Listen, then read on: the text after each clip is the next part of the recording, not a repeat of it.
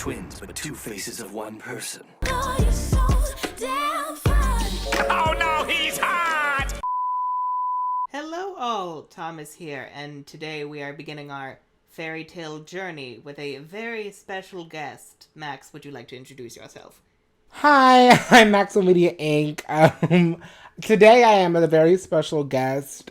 Soon, I'm just going to be a regular on here, so I won't even need an introduction, so yeah. He breaks into my home like Natsu breaks into Lucy's. Literally. And today we are going to be discussing the cast of Fairy Tale and figuring out what shade of gay everyone is. But before we begin, I guess, do you want to talk about like our Fairy Tale journey a little bit? Because like we had to... We're re-recording this because we attempted recording this a while back and it did not go well. My audio was kind of funky, but I have like a really sexy, phallic, microphone now. So... Yeah, we have the same microphone and I must admit it is quite phallic. I can only assume it's men's fault. It is. Anywho, I got into Fairy Tale when I was about a senior in high school. This is when Fairy Tale was on Netflix. And Netflix kept being like, Fairy Tale, ooh, you like Avatar, you should watch your Fairy Tale. And I was like, it didn't look, like, the art for it didn't look very good. I guess they picked a really bad photo of Natsu. Oh my god! What is that? And I was like, it just doesn't really look very good. It looks kind of old, like, eh. But some just told me, okay, bitch, just watch it. It's one season, only one season. Okay, I should watch it. I watched it, bitch. I fell for that shit so hard. I got caught. And then it was like, okay, bitch, only one season. There's gotta be a Fairy Tale season 2 out there. It has to exist. That can't be it. Where's the rest of it? Pleasantly surprised. Lo and behold, it's over 300 episodes. I was pleasantly surprised to find out that there was not only a second season, but there's like 8 seasons and there's hundreds of episodes, and you can watch them you can watch them illegally on a bunch of sites. Allegedly. But you can also watch them legally on Funimation and Crunchyroll. So I got that. That's when I decided to get a Funimation account, and I just binged the rest of Fairy Tale. I think I watched season 2, which is the Arashi Seis arc, like on an illegal site. Allegedly. This But then I was like, girl, let's just get, because I was tired of like the little pop-ups. So I was like, girl, let's just get Funimation and watch it for real. And I did that for season 3 onward, and it was just the best decision I ever made.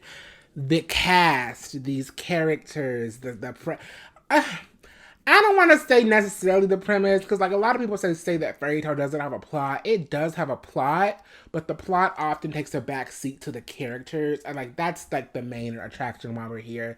The plot is just like an excuse for the characters to do fun shit. Yeah, and usually the plot is kind of nonsensical. It's the characters really are the main draw that make you fall in love with the show, even when the show is making no sense. And honestly, I feel like we don't even really need a plot. Not that the plot is bad, but it's just like we don't really need it per se, because again, the characters are just sort of a mainstay of the show. But I'm a huge Fairy Tale fan, and then I got Thomas into it because like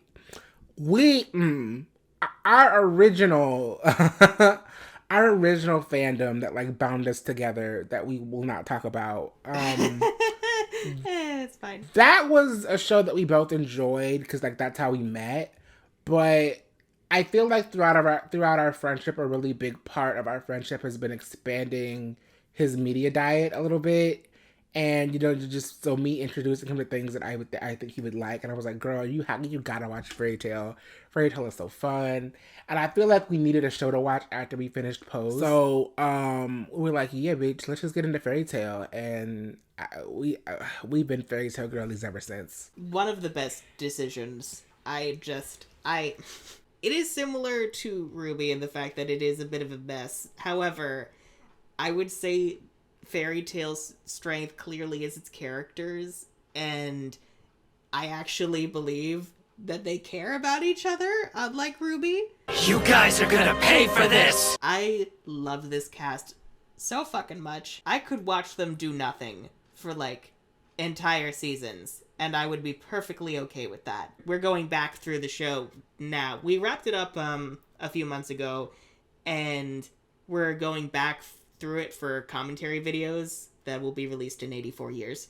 And it's just so nice to have these characters just going through so much crap and crying over their journeys. I don't know. I love it. I love it so much. I feel like even though we are saying that the characters are more important than the plot, I also want to stress that, like, the plot combined with the characters at times can be really profound. Like, the season 1 finale always makes me cry. Mavis and Zareth always make me fucking cry. Lucy in season 5 with her father makes me fucking cry. Right? The show really knows how to, like, the show really understands people. I think Mashima really understands, like, how to get these emotional connections with us, and I'm forever grateful. I love Fairy Tail. Yeah, I would agree with that. I remember you mentioned that Hiramashima based the cast off, like, his group of friends that he'd go to the bar with. Yeah. You can tell. Because because, oh my god, I feel like anyone could watch the show and probably relate the cast to their own little friend groups, and they're like, oh, maybe I'm the Lucy, and one of my friends is a Gray, one of my friends is an Erza, one is a Natsu, and so on. And God forbid we have an Elfman. I hate to say it. I hope I don't sound ridiculous. I don't know who this man is. I mean, he could be walking down the street. I wouldn't know a thing. Sorry to this man. The Elfman would not be alive. Around me, no. We'll get to Elfman. And then, of course, everyone thinks they're Erza. You stand in the presence of Daenerys Stormborn of House Targaryen, rightful heir to the Iron Throne. I feel like people who think they're Erza but really aren't are Minervas. Literally. I don't trust her. I don't think she's a good person. I believe she's somewhere living with deep, deep regret. And that's okay. It's like, oh, you think you're a bad bitch? No, you're just a bitch. Mm-hmm. You're not a bad bitch. You're a bitch who's bad. Ooh, drop the mic. Well, don't. It's expensive. Put that on. It's really, yeah. Put that shit on a pillow. So I have created a tier maker, and we have several categories here of the queer community, and we're gonna figure out where we would put each character. Let's get this show on the road. Oh, good, because we got a lot. We're gonna do this in alphabetical order. So we're gonna start from the A's and end with the. Well, there's no Z's, so we're just gonna end on Kagura. There's one Z. Who? Who? The one Z is Zareth, the Dark Lord. Hello. Oh. Sorry to this man. Then why is he, like, not last? Because I fucked up the list last Oh night. yeah, you had to add bitches on because you forgot. Yeah, and then I added them in, and because they were the last ones to be added in, they're not in alphabetical order. So sorry, everyone. Girl, not lasagna, then Leon, then Kagura. How you gonna forget my girl Kagura? I'm sorry. Her name is Louisiana. Girl, it's lasagna. It's what she deserves. Oh my god. Let's do a poll. Is she lasagna? Oh no. Is she lasagna or is she Louisiana? What is this girl's name? Wrong answers only. Literally.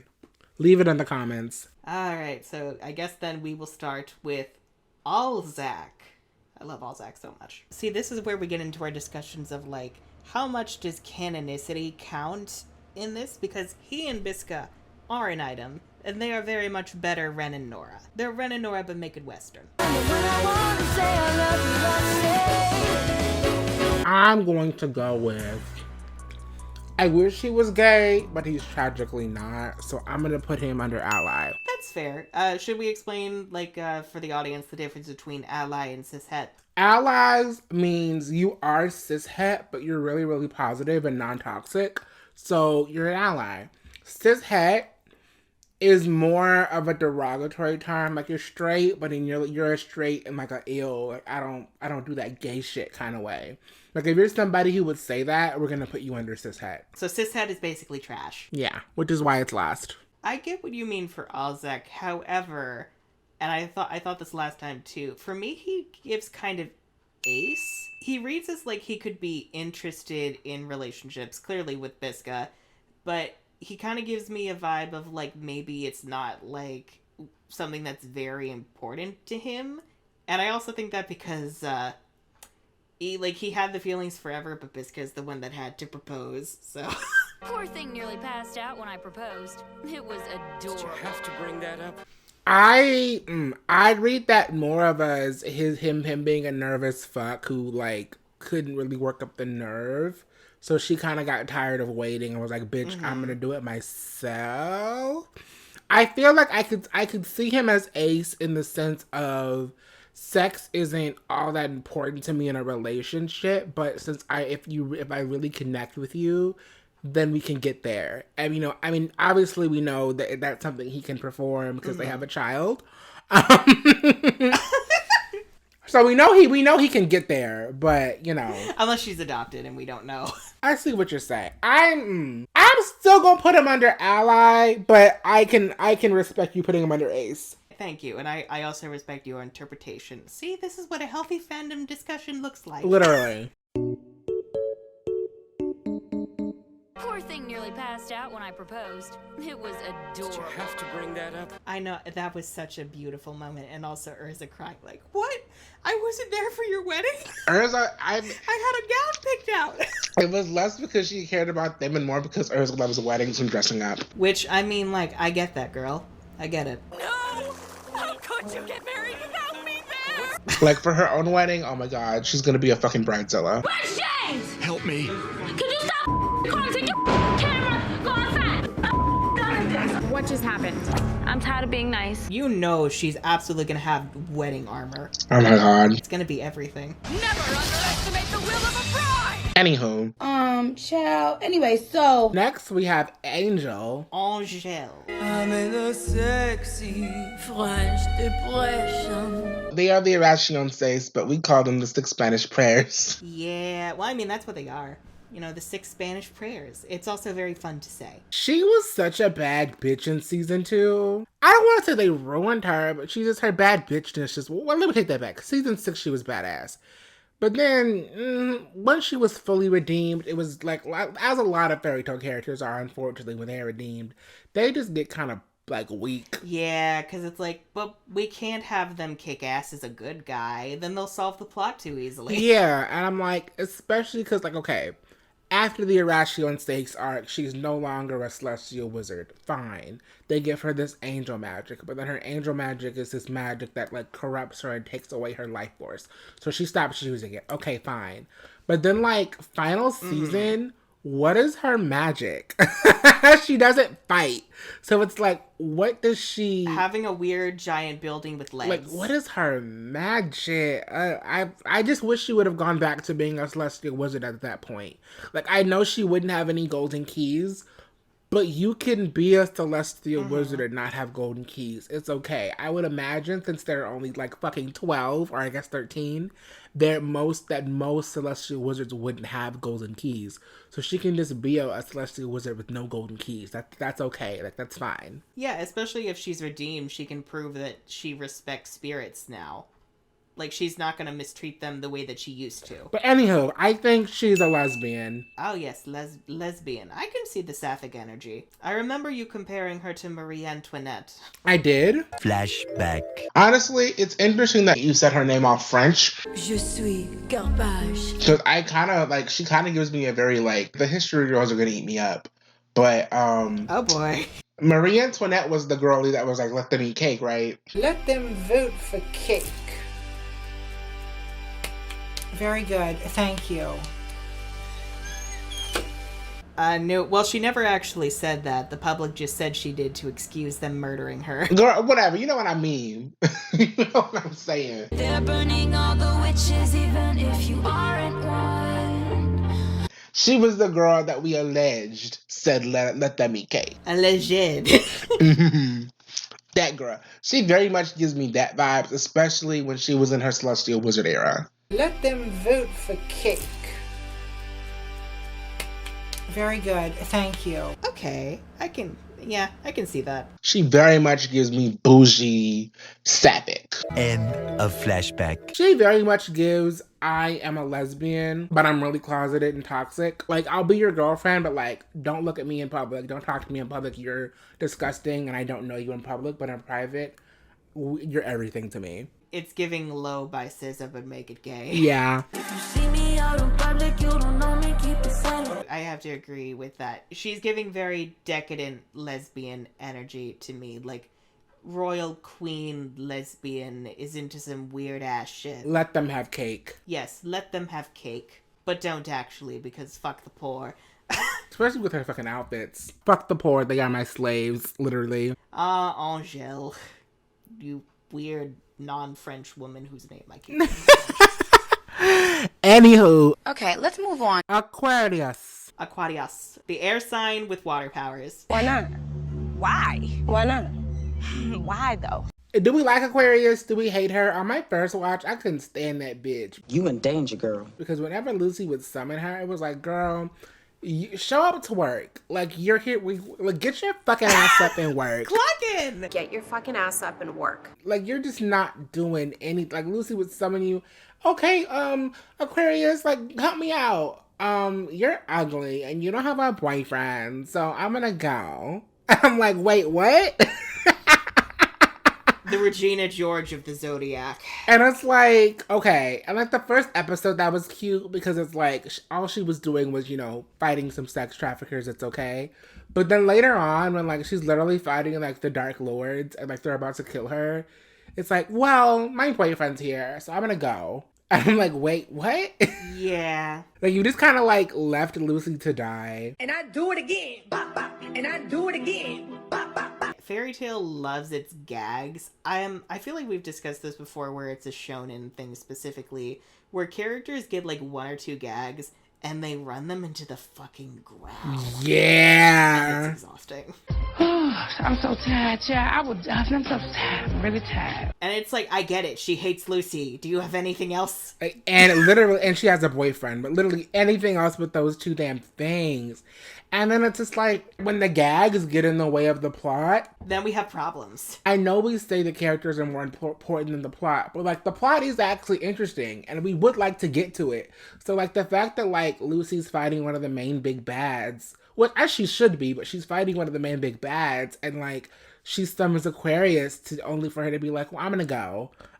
Well, number one, that's stupid. And then number two, it's like, well, it not only makes me not like Aquarius, it makes Lucy come across as incompetent and kind of weak.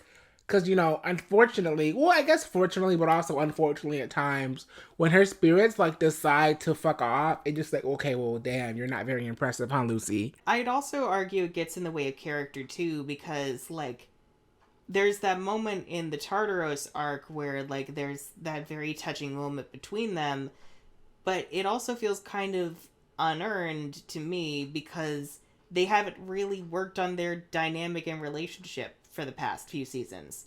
It's just kind of been static, God, I hate you, Lucy. Like, there's been no significant developments for the sake of keeping up the gag. And I feel like that's a disservice to the characters. Yeah, I feel like there's not one episode where like they were kind of warm to each other. Was that episode where Lucy and Yukino were doing favors for spirits? Oh yeah, ooh, I love that episode. And Lucy and Yukino had to make Aquarius laugh, and you know she's kind of tired out, and you know we kind of get these flashbacks of their old dynamic, and you know how she was her first friend, etc., etc. And for the first time, we actually see Aquarius get to be, like, soft and be like, ooh, like, I actually do give a fuck about you a little bit. But, like, it's unfortunate because that is attached to the Celestial Spirits Eclipse arc, which is the most skipped arc in the fairy tale fandom. Which is a sin. Most people skip that arc because they are told to skip that arc by fans for some odd reason, because it's not that it's not canon, but I guess it's like a filler arc. So they feel like, oh, it's filler, so you shouldn't watch it. I personally feel like there is no filler in fairy tale because the show's greatest strength is the characters. Therefore, seeing the characters go through their journeys and bonds, Like, that is a part of the show. So I just feel like you can't really skip an arc of Fairy Tale because, like, for example, that whole sacrifice of, oh, Aquarius, I'm losing Aquarius. Most of the flashbacks that make us emotional are from that arc. So it kind of doesn't really, and then plus there's this whole plot thing where, you know, the king is like, oh, I'm the celestial spirit king. Lucy Harpelia is my friend. A lot of that street cred she earned from saving the celestial spirit world when it was, you know, about to collapse. So for a lot of fans, they're like, oh shit, why does the king care about Lucy so much? Well, because she did these things in that arc that you fucking told me to skip. Because you're an asshole. Yeah, and I'd also argue that the only arc that I would consider skipping is the Daphne arc, but even then there are still moments in that arc that are worthwhile, like all the Groovia stuff. So like all the arcs have their strengths, and I fucking hate the Daphne arc, so you know what's important when I say that. Are those gunshots? What the fuck? Oh no. Oh dear. I just like to stay inside, child. That's why I don't even like to go outside. It's like the Wild Wild West. Maybe it's all the Fairy Tale fans who hate the Eclipse arc hearing what you said and they're preparing for war. Maybe. Anywho, Aquarius is bye to me. Interessante. I feel like water and motion. Those y'all who get the reference get it. But water, I don't know. Water, very fluid, very like kind of changes from whatever shape it's in. Us Pisces, us water sign girlies, we are very much, I feel like we're more susceptible to being queer because our energy is just, I don't know, our energy is just more fluid than the other zodiacs. And I just feel like, yeah, she has a boyfriend, blah, blah, boring. But I feel like that's just because she's in love right now. But if she wasn't with Scorpio, I feel like she could just as easily end up being in love with, let's say, Libra. Yeah, and I was gonna make a comment that, like, Aquarius is an air sign, though. But the show treats her like a water sign, so I get you.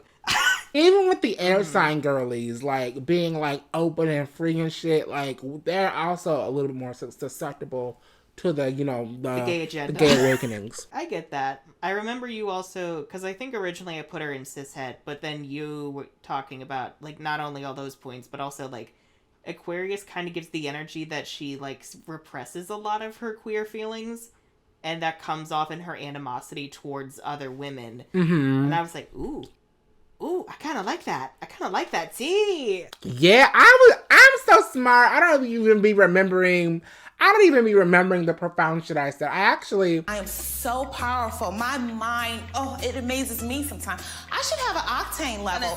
She is very, like, anti-girl. She does not be fucking with other women like that. Her and Juvia become friends later. She definitely started out as rivals with Juvia.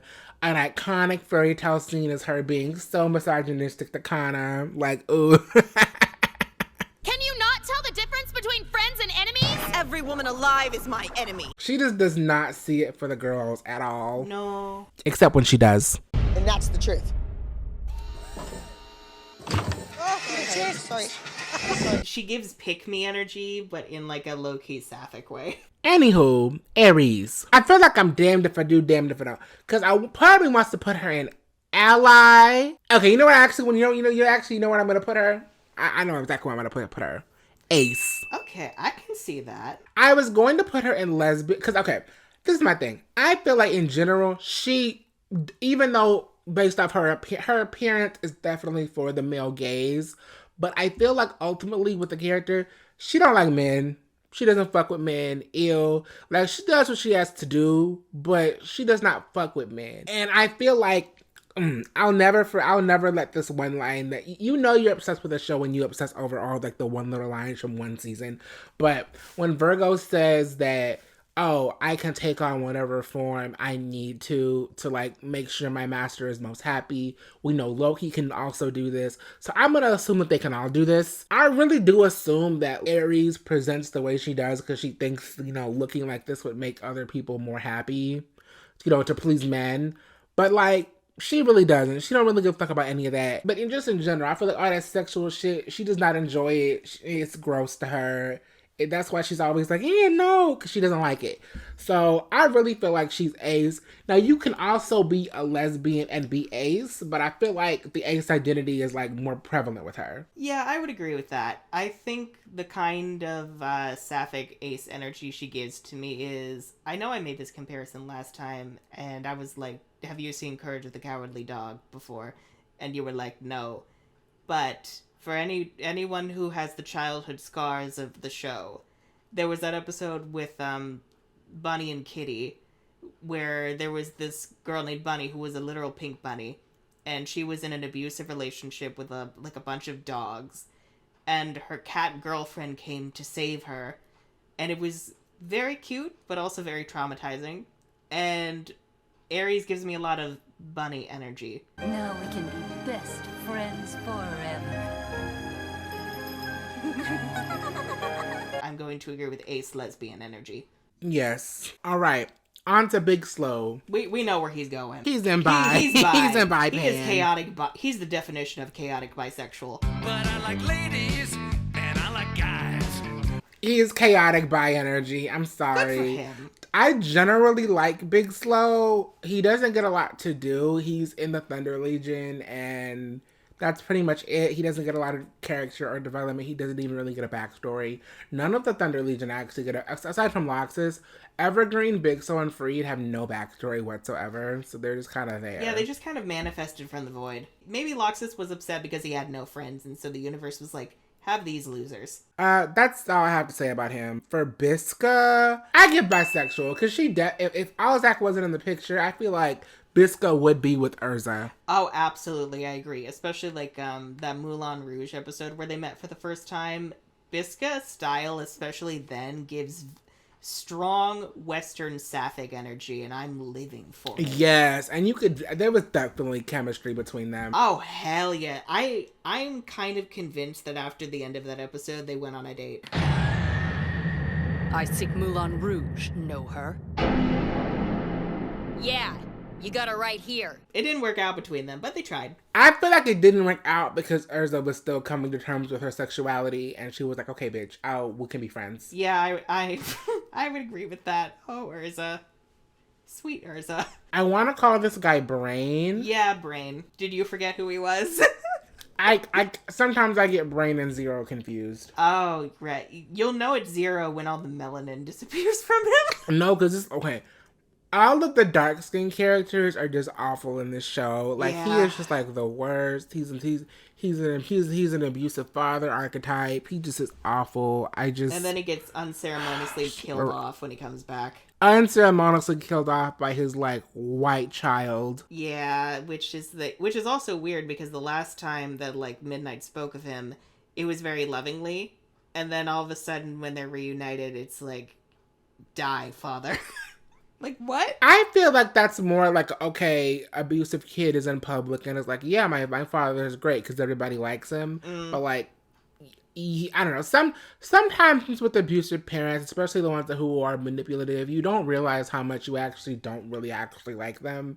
They just convinced you that like you're supposed to. Yeah, that's a good point. I think it's just that relationship is never fleshed out enough for me to like fully process that. Because like Brain just kind of doesn't matter. Fair point. But regardless of that, and I'm sorry to do this to a melanated sibling, but I'm going to put you under cis hat. I have to agree with that because you know what the energy is giving? It's kind of giving that he knows that Midnight is like non-binary and he like pretends to be okay with that, but actually he's not. On to the queen. Cana. Miss Cana Alberona. My queen. Well, one of many queens. I feel like Thomas really connected to Cana.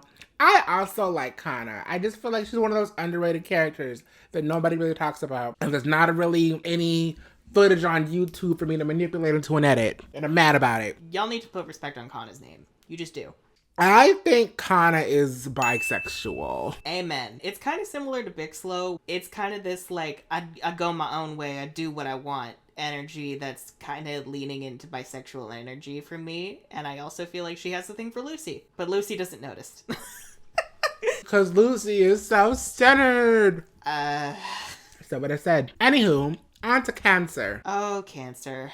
I like Cancer. I feel like the whole joke of him being a hairdresser really bothered me at first. But I got over it because I think I like his aesthetic. I actually do like... It makes sense that all of the spirits can fight.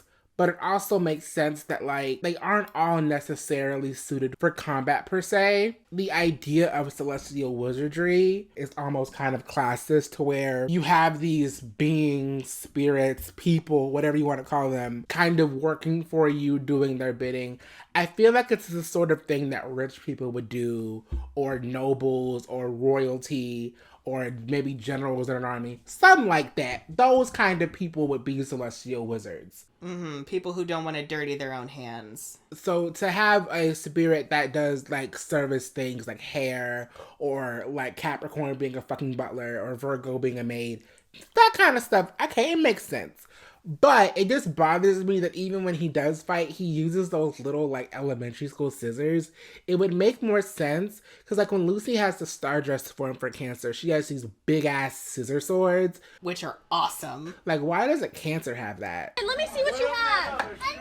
No! Is he not allowed to be taken seriously? No. They kind of look like Ichigo's sword. I mean, at least Cancer is useful, I would argue, in the first season, but after that he just kind of stopped showing up. And when he does show up, it's kind of for a joke. Like, I feel like he should have like a regular mode and then a battle mode. I would find that very funny. He shows up to fight with his tiny scissors. The enemy's like, what are you gonna do, give me paper cuts? And then Cancer goes into battle for him, and then the enemy starts crying. Lucy lost that fight with Flare, but I feel like with Cancer should have been able to body Flare. Like, Cancer should have ate Flare up. Amen. But yeah, we like Cancer. I think he's gay. Same. Especially the way... Is it because he's a hairdresser? Yes. The way that he was thirsting over Gray, though. You taught me to open my heart to new things, remember? Now it's my turn to teach you something. He's amazing. Literally, like, all of the gay characters thirst over Gray, and I'm like, girl, y'all trying to tell us something? Yes. Yes. Is Gray a queer baiter? Good night, my sweet prince. Capricorn. I like Capricorn. I don't like his design. I feel like it's too much like Virgo. I like Capricorn. I like his personality. He gives very much dad energy. This is gonna be kind of wild. I'm actually gonna put him under trans. Oh, okay. Ooh, because I remember last time you put him under, I think, gay, but this is new. He can be trans and gay, but, like, I feel like I'm gonna make a little bit of a generalization, so I apologize. Oh, God. But I feel like all of the trans men I know, they are very chill. I don't know any, like, rah-rah. I don't know any antagonistic trans men is what I'm saying. I'm sure they exist, but I don't know. All of, like, the trans guys I know, they're not really into that, like, toxic masculinity shit. And when I say toxic masculinity, I just mean, like, people who use their masculinity to justify being a bad person. But a lot of the trans guys I know, they just have a really chill energy. Like, they're not trying to do too much. They're not extra. They're just kind of themselves. They're kind of laid back, and it is what it is. And, like, that's the energy I get from Capricorn. So that's what I'm gonna go with. I can kind of see it. I think for me, personally, I'm still gonna put him in ally just because I don't get those vibes from him, but I do understand where you're coming from. I really like your interpretation. I also remember you were talking about, like, how Capricorn kind of, like, acts straight, like, on the job, but then has, like, a wild side. Oh my god. That sounds very fun. Yes, I very much feel like once that tie comes off, oh my god, it is party. He's throwing them back. Like, he's at the club. Capricorn knows where you can find weed. Capricorn knows where you can find the damn mushrooms. Okay, like, Capricorn's... Good for Capricorn. Like, if you need to have a good time, you go to Capricorn, and, like, it really be the quiet ones that be the most crazy and freaky. That is the truth. That is truth. Anywho, on to Cobra. Cobra's a very popular character. I'm very neutral on him. I feel like in season 2, he was kind of like budget Gajeel. In the sense of, like, he's this, like, dragon slayer who kind of has, like, a really kind of intense attitude. but like also kind of like a punk rock I don't care attitude at the same time. I hate how correct this is. And it's like, there's a reason why Gajeel and Cobra don't interact much, and it's because they're the same person, just with different Oh my god. I feel like my third eye is cracked open. So it's just like, it's just like Natsu has to fight another dragon slayer who's like too cool for school. And it's like, but we've already done that for Gajeel. Gajeel was here first. So, yeah. I mean, I think Gajeel is, spoiler alert, I think Gajeel is bisexual, but I think Cobra, or Erik is his name, I think he's just gay. I know he ends up with Kinana, I think that's cute, but no, he's gay to me. I respect that. I think he's bi preferring men. I think we both agree there's queer energy around him though. I agree. I agree with that. I'm proud of us for not making a gay joke because his name is Cobra though. What kind of gay joke could you make with Cobra? Really? I'm the one who gets this, but you don't? Wait. Because I don't... What is a cobra? Is it like the coat? What is a cobra? I guess it's a snake. Yes. Think about it. Give it 5 seconds. What do snakes have to do with gay people? What do snakes have to do with gay... Are you... Oh, now it's clicking. Now it is clicking. Thomas! Can we talk about... You're gonna get demonetized! Can we talk about the fact that the demisexual is the one who got that, but you did not? No, because my mind isn't in the fucking gut. Really? For once? Because I was like, what? I was like, what kind of joke is like, what does Cobras have to do with gay people? Like, motherfucker. I was thinking because like Cobra has that coat. Oh my god. He has that really snazzy coat, and then like too. Cobras have that coat on their head. I'm so like, proud that I was the sinful one. Congratulations, you're a pervert. I'm going to hell, yay. You're Taurus. Anywho, Jet. Droy. I wouldn't know a thing. Sorry to this man. That says it all. The fact that I just did that tells you everything you need to know. You want to talk about Jet and Droy real quick? Because I know you have words. Yeah, I mean, you go first because I have more to say. Okay, Droy, I think I'm gonna put in gay. I don't know, I just kind of get gay energy from him. I really like his plant magic. I think it's very, very useful. Flora has taught us how useful plant magic can be. And I feel like if they used him well and did not make him into a joke, then he would be one of the best characters. I like the idea of Jet. And Canon Jet can die, not because he himself has done anything wrong, but he's just one of those characters that the show just does their best to like make him a loser. Oh, you mean Droy? And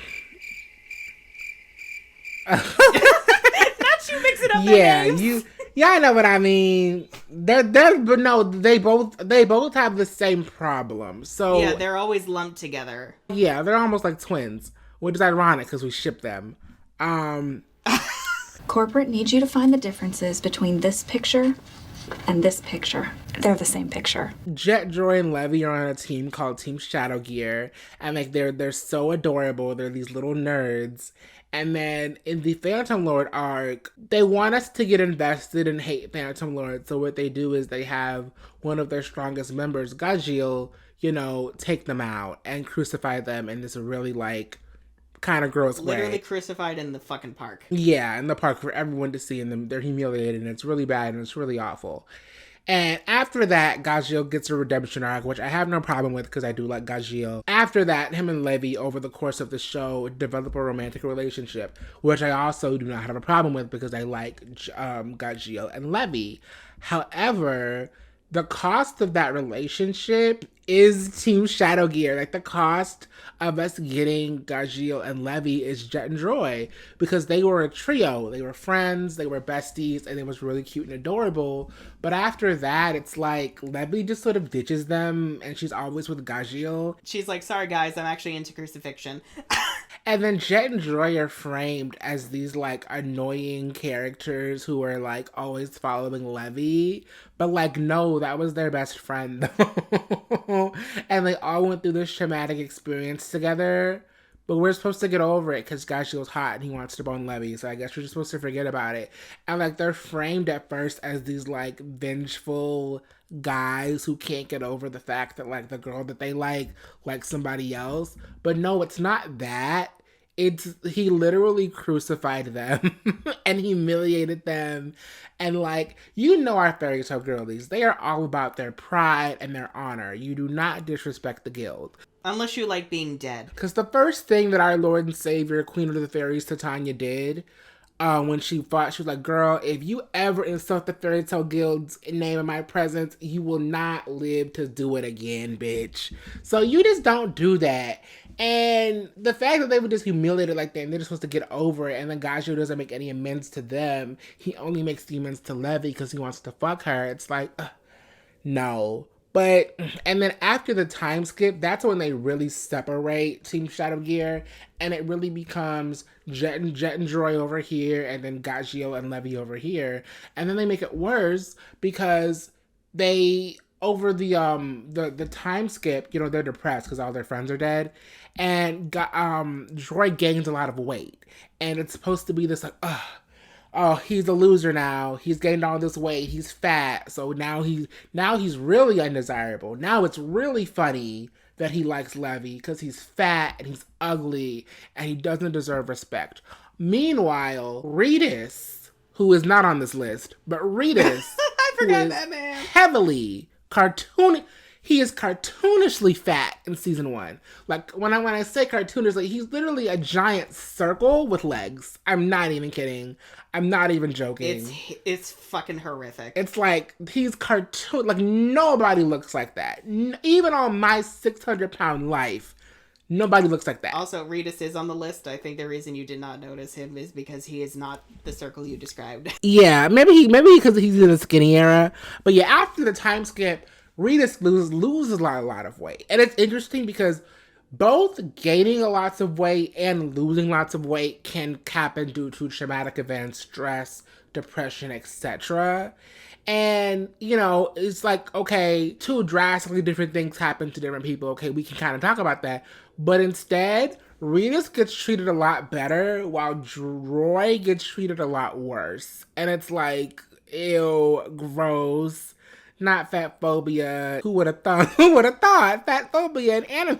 Oh, God. Jesus. But needless to say, I don't have a lot of love for Canon Droy. I think they did a better job of him in the first, like, pre-time skip.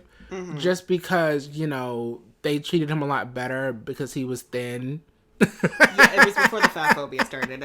Oh, he's always eating.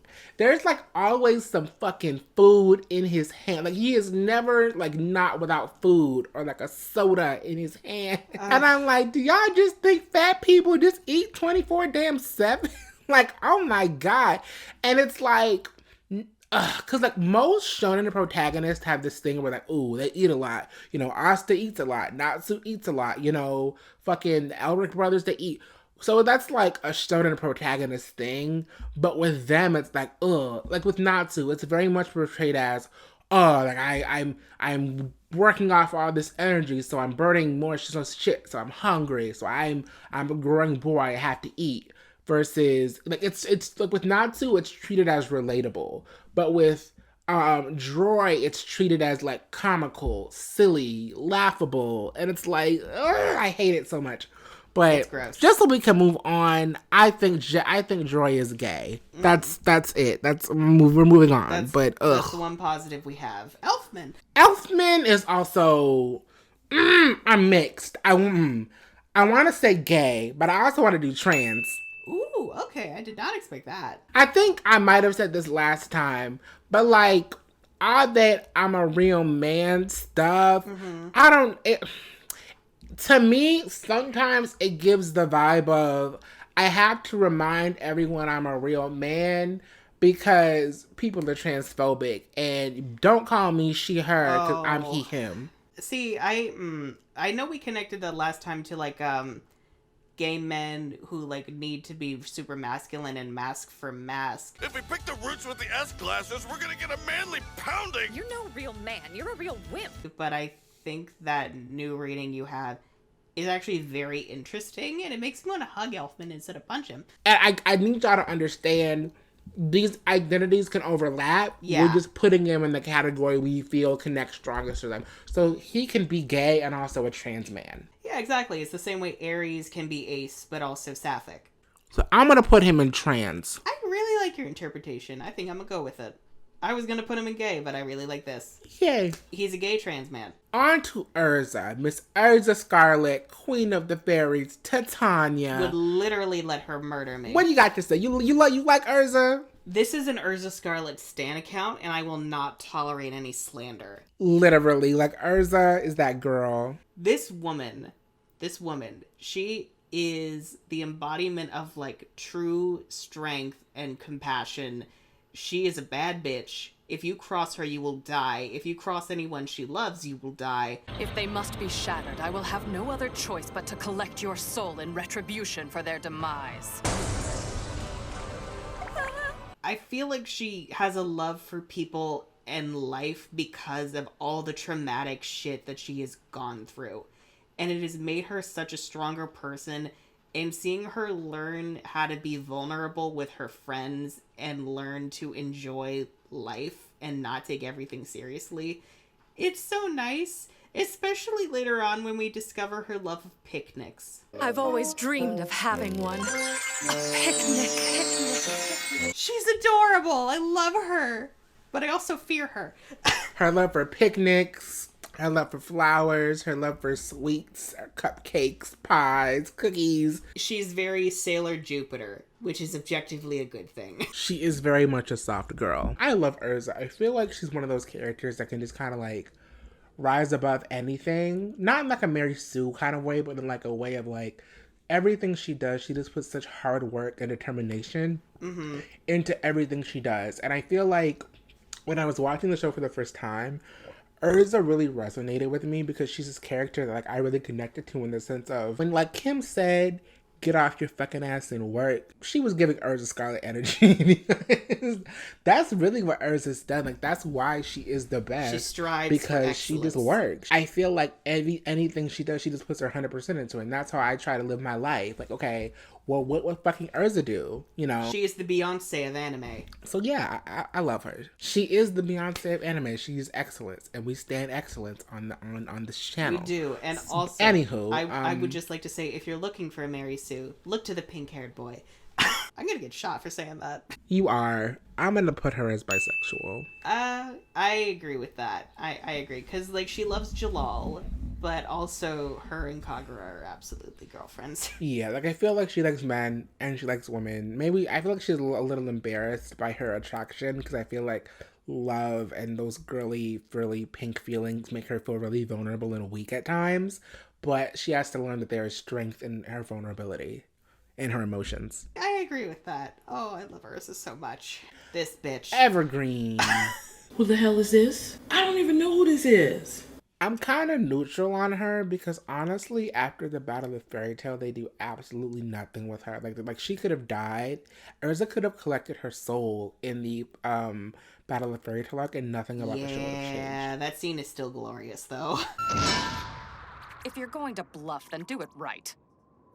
All right, you win. She's too fabulous to be a cishet, but she's too self-centered to be an ally. So I'm going to buy into the self-hating gay that I feel like she is. She very much gives Regina George. I'm going to put her under lesbian. I know they imply that she ends up with Elfman, but they kind of have an old married couple dynamic that's played up for comedy rather than like a genuine romance. So I'm going to ignore canon. I'm going to put her as lesbian. Yeah, and I mean, we already did that with Elfman, so... Oh, Godfried. Freed, Jesus. Not Godfried the spell, but, you know, Freed. Lord, give me strength. Freed is the closest thing we have to a canonical gay male character in the show. Which is depressing. And it's really unfortunate because his kind of like running gag is that he's in love with this guy named Laxus, who's, spoiler alert, he's not a really good dude for the first half of the show. And it just kind of comes off as like that phase everyone had in high school where you kind of loved a straight guy who didn't give a fuck about you and you did embarrassing cringy shit because of that. But like Freed is like 25 and like still doesn't, he's not out of the phase yet. He never gets out of it.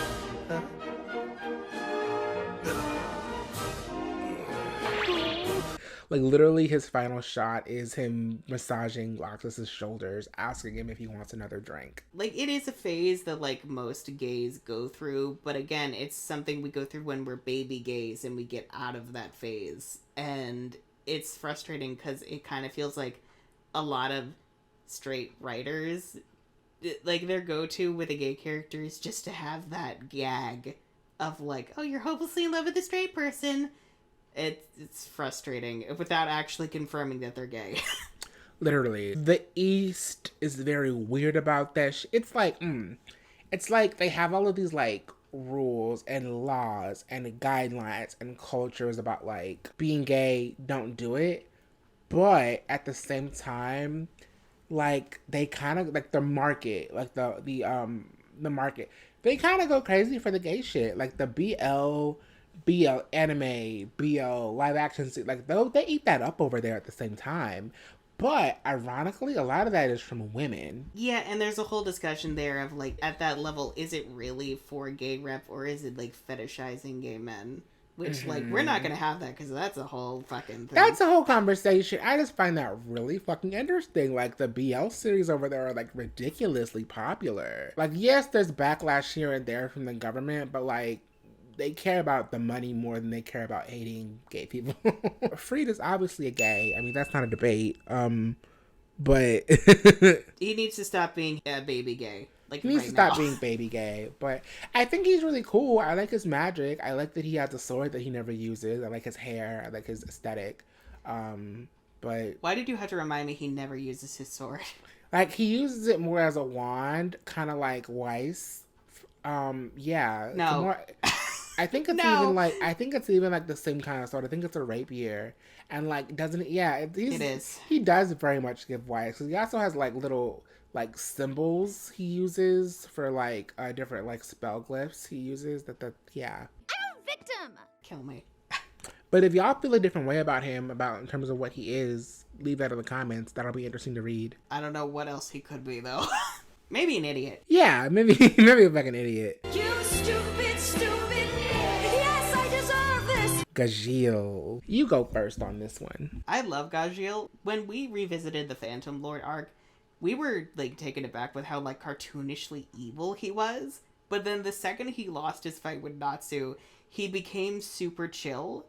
He kind of gives, like, 80s rock star vibes, and he's just kind of chilled out now. And I think because of that, he kind of gives me Bi-Pan energy. Yeah, he really does. He's just like, yeah, whatever, I'm down for whoever. The 80s was a very gay decade. Like, even the straight people. The 70s and 80s.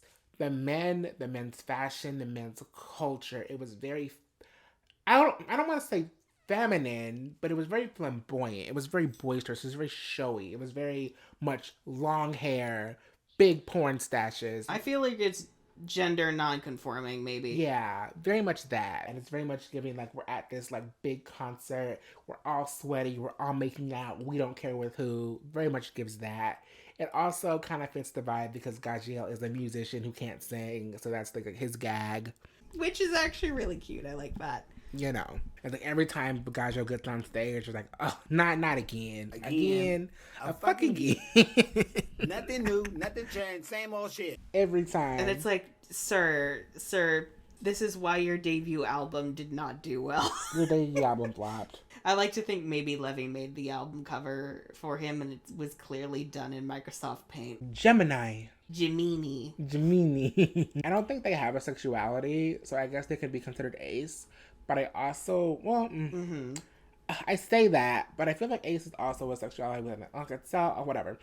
I feel like Gemini could be ace, but I more connect with Gemini being non-binary. Not just because they are the twins. One is Jimmy, one is Minnie, one is very clearly more masculine, one is very clearly more feminine energy. They are both, but also neither. Textbook non-binary. They are the spectrum. Yes, so we're going to put them under trans non-binary. I agree. To me, they kind of give like very gender fluid because they can be anything. Like they can be literally anything they want across the whole spectrum. Mm-hmm. Like, they are the spectrum. Gildarts. The original bisexual king. Literally. I love Gildarts. He's one of those... I don't know what to say. The man is giving chaotic bisexual.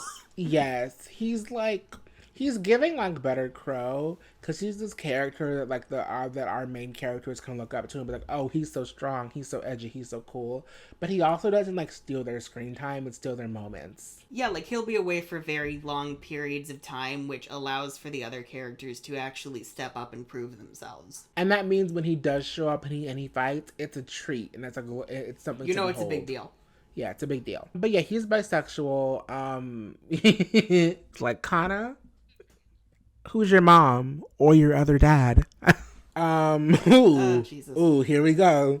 Gray Flowbuster, which sounds like a fucking porn name.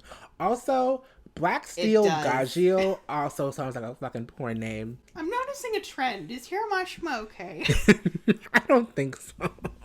Also, I want to know. I want to know what fucking friend Gajeel was based on. Because whoa. They must have been like so much fun at the bar. Oof. I know he based Natsu on himself because he was like, girl, that motion sickness. That's me. That's a self-insert. Oh, that's so sad. I think he was like, whenever he gets in a car, it's not going well for him. Same. If I'm not the one driving, same. So for Gray, I feel like Gray is like better Ren. Even in like I don't do much in the plot, but you will eventually come to love my character. Except with Gray, you actually do love him. So like, cause like with Gray, it's like that joke that Miles made in one of the commentaries, like we're all Ren sexual.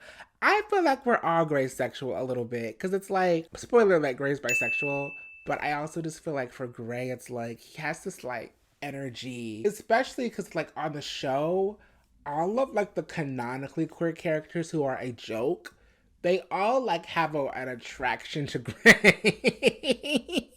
They all have like a weird attraction to Gray, and like Gray always has these moments of like, whoa, but maybe, but no, but maybe. Like I'm having flashbacks to Sugar Boy and Edalus. I'm having flashbacks to the fucking gay dance-off he had with Cancer. That was still iconic. He's like, girl. He was like, bitch, don't tell Juvia about this shit, okay? Juvia would be... Well, she's Juvia of the Great Sea, and she's going to be having crab for dinner. She's going to be having crab for fucking dinner.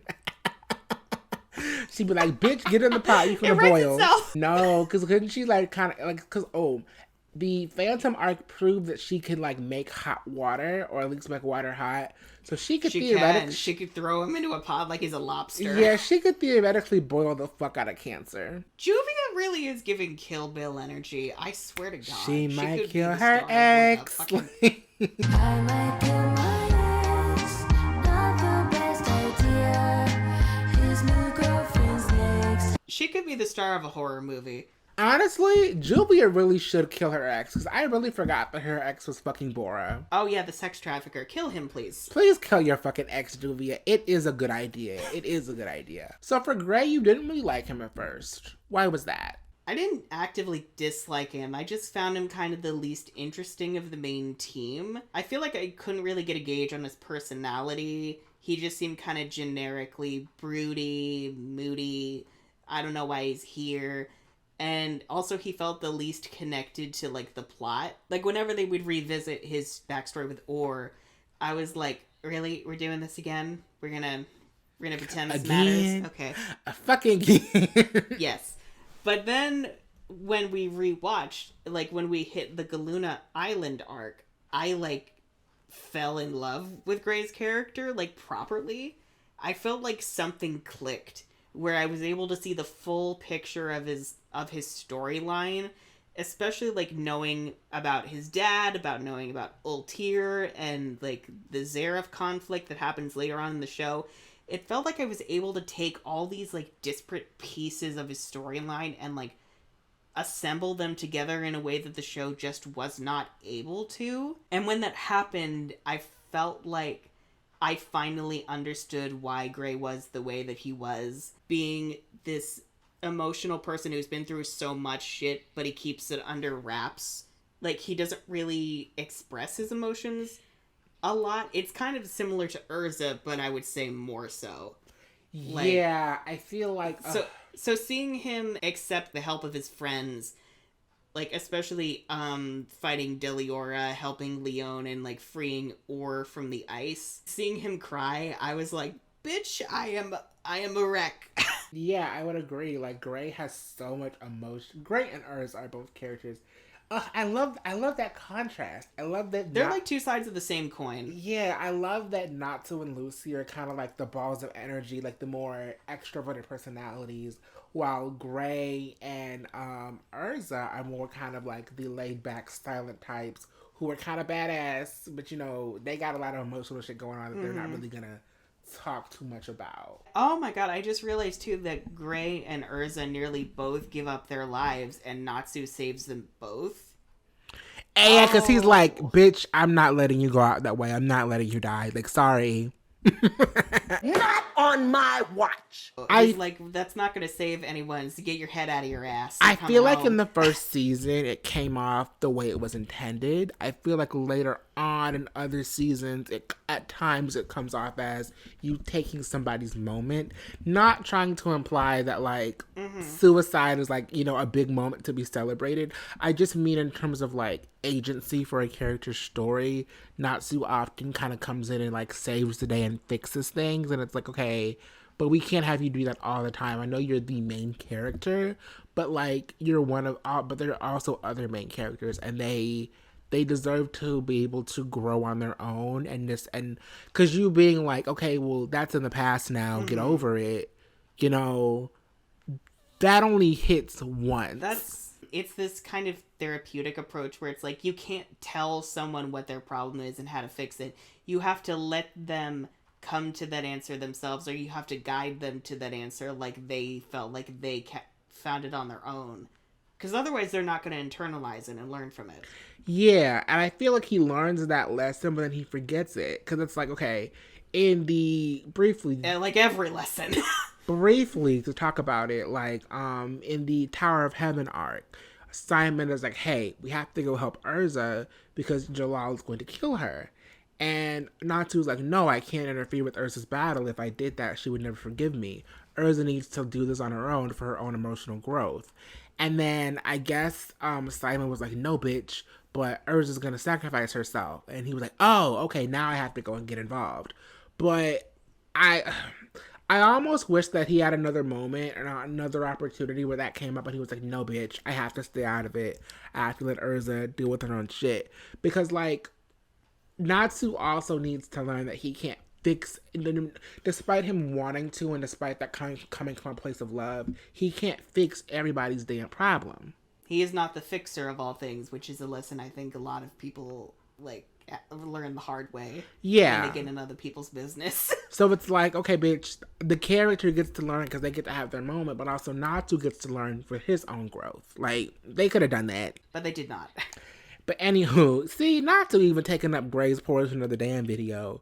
But, yeah. He's an attention whore. But yeah, Gray, his fashion, his energy, his vibes. I love all of them. He's very much like... He also has an artsy flair. He does have an artsy flair. And that goes with his magic. Especially when he gets his demon eyes. Like, he gets his gay eyes. Like, oh, yes.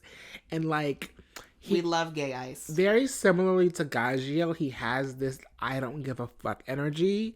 I feel like Gajeel's I don't give a fuck energy has more attitude, where Gray's I don't give a fuck energy is more I don't give a fuck, so I don't even care whether you see it or not. Like, I will go unnoticed because I don't give a fuck. It's genuine I don't give a fuck energy. It's not antagonistic like Gajeel. Mm-hmm. Yeah, and I feel that's where the difference with their, like, I don't give a fuck by energy goes, you know? And I feel like with Gray, I don't feel like this is asexuality per se. I feel like maybe Gray is the kind of person, he doesn't really jump into relationships, at least in canon. I feel like he doesn't really jump into relationships unless he really has a connection with the person. I feel like in the Galuna Island arc, where he, like, flirts with, like, the demon girls a little bit, I would say that's out of character for Gray, but I would also say, since that's the beginning of the show, Kira Mashima hadn't quite worked out Gray's personality too much quite yet, so that's why he kind of threw in generic stuff like that. But through most of the show, he's not generally somebody to, like, flirt with people like that, you know? like, even with, like, Juvia, like, eventually throughout the show, like, even though he's like, ew, get away from me, it is also very much, like, throughout the show, the farther you get into it, the more there's a shift. Like, in the beginning, it's like, get away from me, you weirdo. It changes from that to, well, just not now. Not in public. Not in front of people. He values his privacy. I feel like, honestly, after season 6... I would really say that Gray and Juvia were a couple in private. Yeah, I would agree with that, especially because, like, during that time skip after Tartarus, they, like, were together, like, the whole time. Like, they lived even together. Lived together. Yeah, and she was like, that was Gray's idea. And it was just like, because, like, okay, despite what people think, I don't think Juvia is stupid. Like, I know she can come off as a little delusional, and that's part of, like, the joke they run into the ground. But I genuinely don't think that she would make him a 213-day anniversary cookie with his face on it and a 213-day anniversary sweater if she didn't care about him, and then that wasn't something that was between them. I don't think she would do something like that for somebody who she knew didn't give a fuck about her. Oh god, now I'm sad because that episode is so good. Oh. You know. But yeah, Gray is a really deep character. I like him. He's bisexual. Next case. I agree. Yes, Hades. Gay as hell. This man is giving old gay. I feel like Hades not only gives old gay, he gives old gay who's bitter. I feel like there are two types of old gays generally. There are the old gays who are like, damn, because like let's get real for a second, guys. Back in the day, like, being gay was like, it wasn't just you can't get married, it was, this is sodomy, like, this is a crime. So fun fact, I live in Texas, and we have this like crime it's called sodomy, and it's like that basically means you're doing an immoral sex act, and homosexuality falls under sodomy under law in Texas. But it's like, that's not really enforced because, you know, it's 2023, but like, that's still like a law that exists. Which is horrifying. You know, there are little nuances in the law that they never really cleaned up from when homosexuality was illegal. And so when you think about it like that, like, back in the day, like, literally it was a crime. It was punishable by fucking death. It was kind of punishable by time in prison. Like, literally, cops would go to gay bars, pretend to be gay, get you to hit on them just so they can be like, busted, we caught you, yeah, you're going to jail now. But like, they would do that. So to go from a time where you had to literally be so silent under the radar, like, literally your love was a crime, to go from that to, okay, now it's 2023 and you can be gay and you can be who you are and you're accepted and you're loved. That's great. And, you know, there are people that are really happy about that, especially people from that time. But at the same time, there can also be a little bit of bitterness, a little bit of vengefulness. It's like, well, damn, glad we have this now, but now I'm old. Like, we couldn't have had this when I was 23. We couldn't have had this easier coming out process when I was coming out. Oh, fuck y'all. The world is gonna burn. There are like different shades of it too, like under the queer umbrella. Like, I also think of like older trans people whose definitions of like trans are like different from younger trans people, like especially trans medicalists who don't think non-binary people are valid. That's yeah, and it very much goes, I had to fight for my identity, I had to fight for who I am, and now all of a sudden... And y'all get it handed to you. Y'all get it handed to you, and you're coming up with these new labels and saying, my label is outdated. Literally, I almost died for my label. Like, what are you talking about? And they see the newer generation at times being ungrateful. And I feel like Hades, the way he sees our fire fairies specifically, is like, oh, y'all are some dumb idiots. Like, y'all are really naive. Y'all really think the world is sunshine and rainbows. It's not. Like, ew, like, Makarov raised y'all to be a disgrace. Like, gross. And I very much feel like it's like, the world is a cruel damn place, and y'all need to fucking learn that shit. Because in canon, his motivations for turning evil really don't exist, so we kind of have to make them up as we see it. So, yeah. You know. That's Hades. Did you agree? Yeah. I would agree with all of that. I feel like that makes him so much more damn interesting, and I wish that was the route they went with. Moving on. Jellal. Jellal is a very beautiful, beautiful man. I feel like his tattoo was a part of his face. Oh, he's gorgeous. He's gorgeous. I don't know. He's a sexy man. I like him. You're so gorgeous. To me, just like his wife, he is bisexual. I feel like Simon loved Erza, but I feel like I feel like Jellal loved Simon, and y'all can fight me. I'm sorry. Which is also funny because, like, didn't Jellal end up killing Simon? Yeah, I mean, sometimes he might kill his ex. Not the best idea. Oh, okay. Oh, yeah. I like that. And actually. It's like, girl, you like Erza? Oh my god. His new girlfriend's next. How I get here. So, like, you're gonna pick me over the bitch that left us? Like, ew, like, you're gonna die. Like, fuck you. Fuck you. Oh my god. SZA owns us. It's SZA fine. owns our souls. Praise Solana. I feel like Jellal, again, I feel like he loves people more than specifically genders. There's just this vibe about him where it's like, that man is not straight. See, last time for Jet, I put him as gay, but you kind of opened my third eye and you kind of revealed that you get trans vibes I from did. him. And I'm like, I agree with that. So I do. I'm going to go with that this time. He gives trans. Thank you. I don't know what it is, but there's something where I'm getting, like, trans man energy. Oh, I think maybe also because, like, you introduced me to, like, trans Levy energy, and I was like, it'd be very cute if, like, Team Shadow Gear had a trans man and a trans woman. Yes. I think that's cute. We stand. We don't stand his writing. Again, with these gay ass names, Iron Rock Jura. Gay. Like, can't be anything other than gay. He's the anti-Hades, I feel. Yeah, I feel like he loves this new generation. He loves the TikTok and the Instagram. He loves it. He's like, oh yeah, it would have been nice if I would have had this when I was a little younger, but I'm just happy things are getting better for us. I'm happy things are getting better for the damn kids. Which is so nice. Thank God for Jura. We love Jura. Also, I feel like he has a little bit of a crush on Makarov. I would believe that. Juvia, Laxus of the Great Sea. I love how we just decided she's French. I mean, like, her name is French. Like, Soul had a French accent. Why not Juvia? I'm in a sexy French depression. We stand Juvia. I love Juvia so fucking much. I feel like she's an ally. I feel like I know what I said about people who with water. I do. That's why I feel like, okay, on a drunk night, maybe she would with Cana. But I feel like she would never be, like, in love with the woman. Like, I don't think she would ever, like, love a woman the way she loves Gray. Again, maybe at the most she would experiment, but I feel like ultimately she would decide it's not for her. At times, I honestly get prude vibes from Juvia. Because, you know, sometimes like, she's in her Aquarius era and she just slut shames the fuck out of Lucy.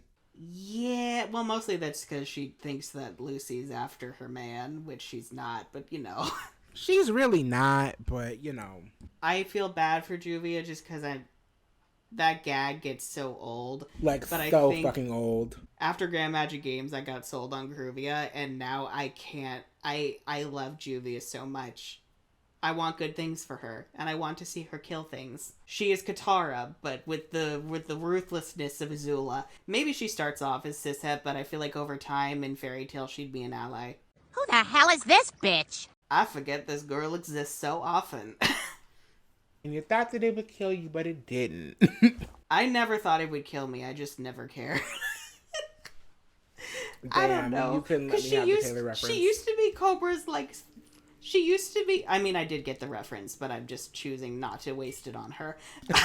Look, she started off as, like, Cobra's flying snake pet, and then she became a lady, and I'm not sure why. It's never really explained. I don't care about her. She's a nothing character. I get trans. Oh, okay. Why you say trans? You literally said it yourself. She became a woman. Maybe she didn't start out that way. Yes. But, you know, that's how she is. Normally when you transition, you start off as like another gender. You don't start off as another species. Stranger things have happened. You're not wrong.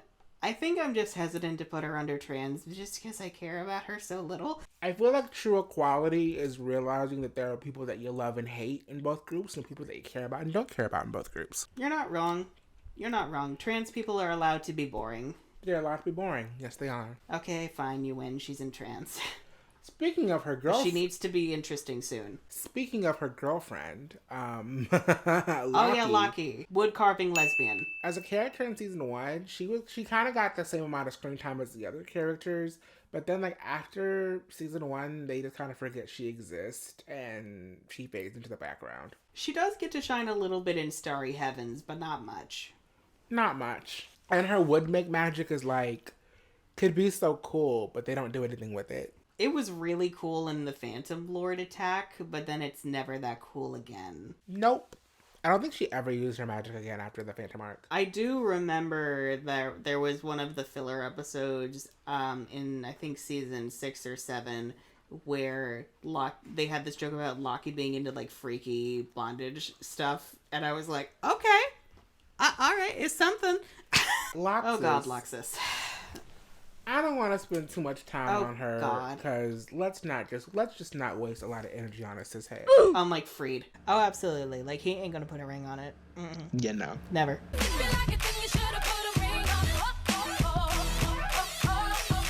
He goes through a big emotional arc that I do think is good, but he gives cis head. He becomes an ally later on. Yeah, the cishet scars are too strong. They're too strong. So we're going to put him under cishet, but by the end of the show, I promise you he is an ally. He does support. Levy McGarden. She gives... I love her so much. I know I love her with Gajeel. I have half a mind to put her under gay. And I'm going to put her under trans because I like my trans Levy idea. But if she wasn't trans, I feel like I would put her under... gay. I know she's with Gajeel, but I feel like she would be homoflexible. For those of y'all who don't know, basically like homoflexible means like you're gay, but under the right circumstances you would be with the opposite sex or opposite gender. Right, and her exception is Gajeel. Yes. All you gotta do is just beat her up. Normally I see Levy as straight. I could see her potentially being bi... I don't know, but I agree on the trans thing. Libra. The original lesbian. The star lesbian. Literally. I get bisexual vibes from her, but lesbian was my second choice. For bisexual, is it because she's the scales? A little bit. Like the balance. Like the... I gotta keep the balance between the two damn genders. I respect that. I think for me, it's just the sapphic energy is too strong. That is true. I feel like definitely her, and you know how to thing. But you know who is bi? Our next character. Tell the people how you feel about Leo the Lion. I would die for this man. I love Loki so much. He's so suave and charming, and he's kind of a fuckboy, but he's a fuckboy in a very lovable way. The way he's so dedicated to Lucy, no matter what. I will reveal a secret. I kind of have been doing a fairy tale rewrite for a long while, and Max has been like reading it as I go. And the way that we ended up having him and Lucy date, and it's a fucking clusterfuck. It's a very 1989 by Taylor Swift relationship, and if you know, very much giving style. Know.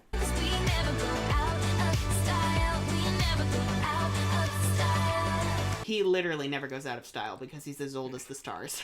Literally, I love Loki. He's just such a fun character. I love him. His personality is fun. And I feel like he just has... He's very affectionate. Yes. I feel like... I'm going to spill a little bit of your tea. I feel like Loki is your type.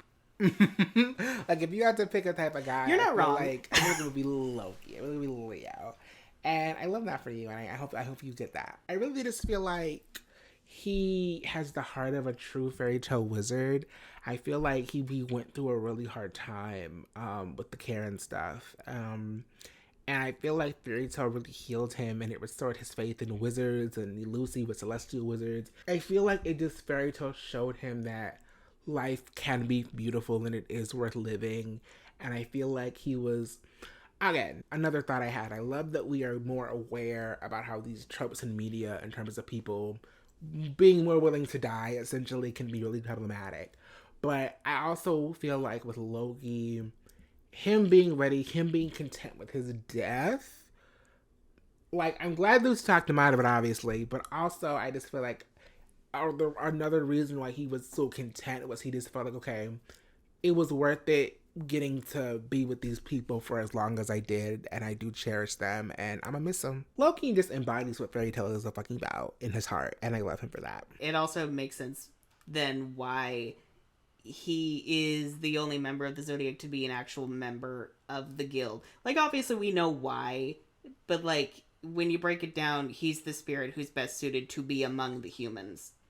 Yes. I feel like he is the spirit that loves humanity the most. Literally. which is why he's fit to lead them, you know.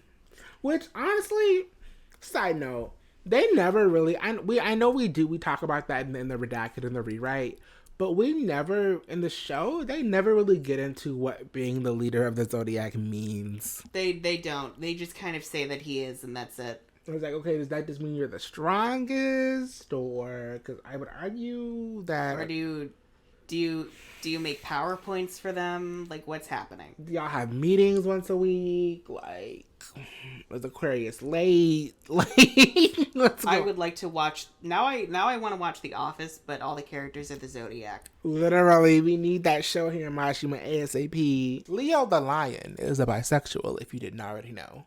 Honestly, I don't know why, but any character whose aesthetic has to do with stars or the sun, to me, is automatically bi or pan. Honestly, and this isn't on the list, because I guess I don't really count it as a sexuality, although some people might. I also get poly vibes from him. I can see that. I definitely feel I can see that. He has a lot of love to give. Yeah, I definitely feel like he could be deeply in love with multiple people at once. Which, love that for him. Like, okay, I'm gonna do a little bit of a spoiler. You can bleep it out if it's too much.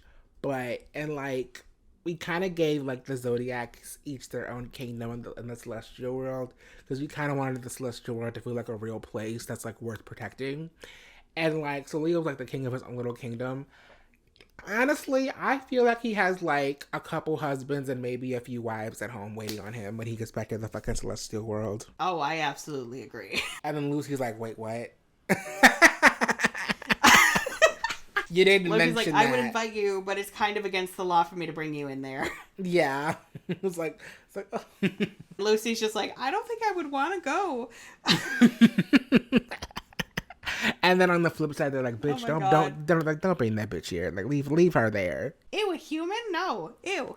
No. Anywho, speak of the damn devil. Speaking of Lucy. Speak of the damn devil. Lucy Heartfilia. My other queen.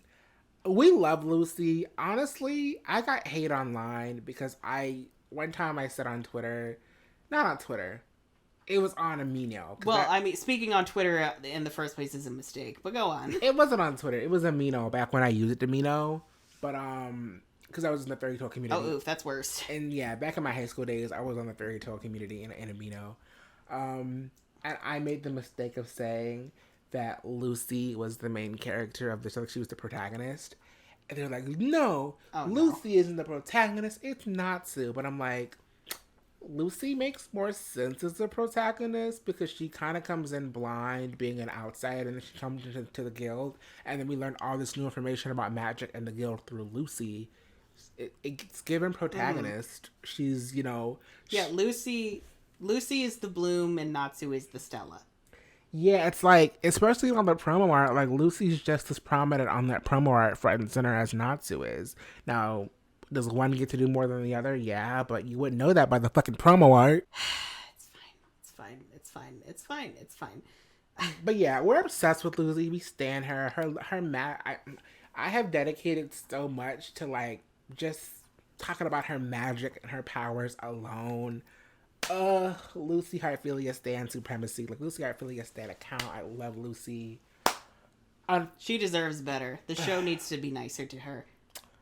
Lucy, to me, although she is amazing and perfect and beautiful, she is a ally. Unfortunately. She is an ally. She is tragically heterosexual. Honestly, the world doesn't deserve queer Lucy Hartfilia. And that's the truth.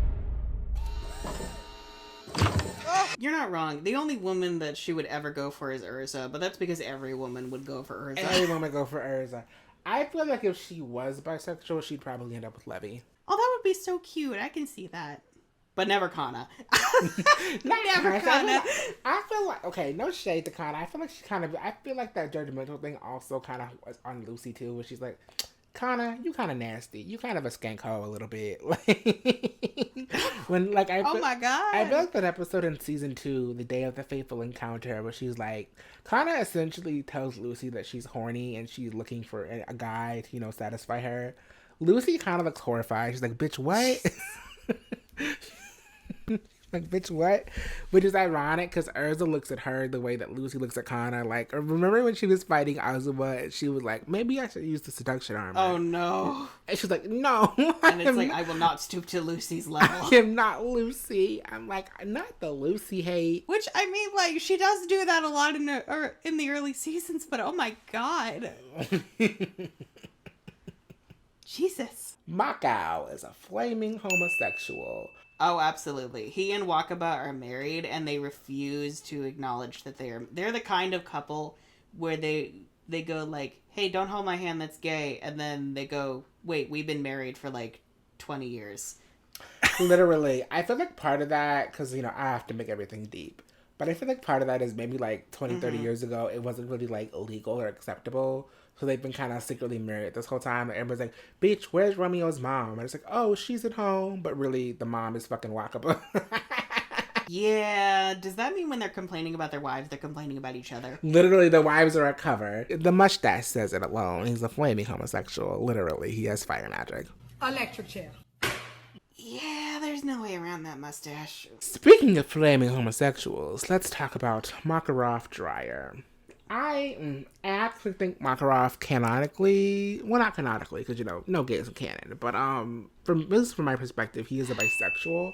I feel like he has had many loves over his life. He has been a schmoozer, you know. I feel like he was a real people's man back in the day. I think he had a thing with Pola Yusuka, but I also think he had a thing with Yajima. I can see it. Yajima and Makarov they were friends, they dated for a while, it didn't really work out, but they still have a lot of love for each other and they're good friends to this day. Aw, that's cute. I really like that. I was going to put him under ally, but I can kind of see that now. And I'm like, I kind of want to know about the many loves of Makarov now. Can that be like a book? We need a prequel series about Makarov and his team. Like, It's literally just his dating life. Like, literally. He's dated everyone on his team. He is, oh my God, he's better Thai. Literally. Especially for someone who's supposed to be Yuri's son. Well, I guess that doesn't really mean anything, because we fuck Yuri.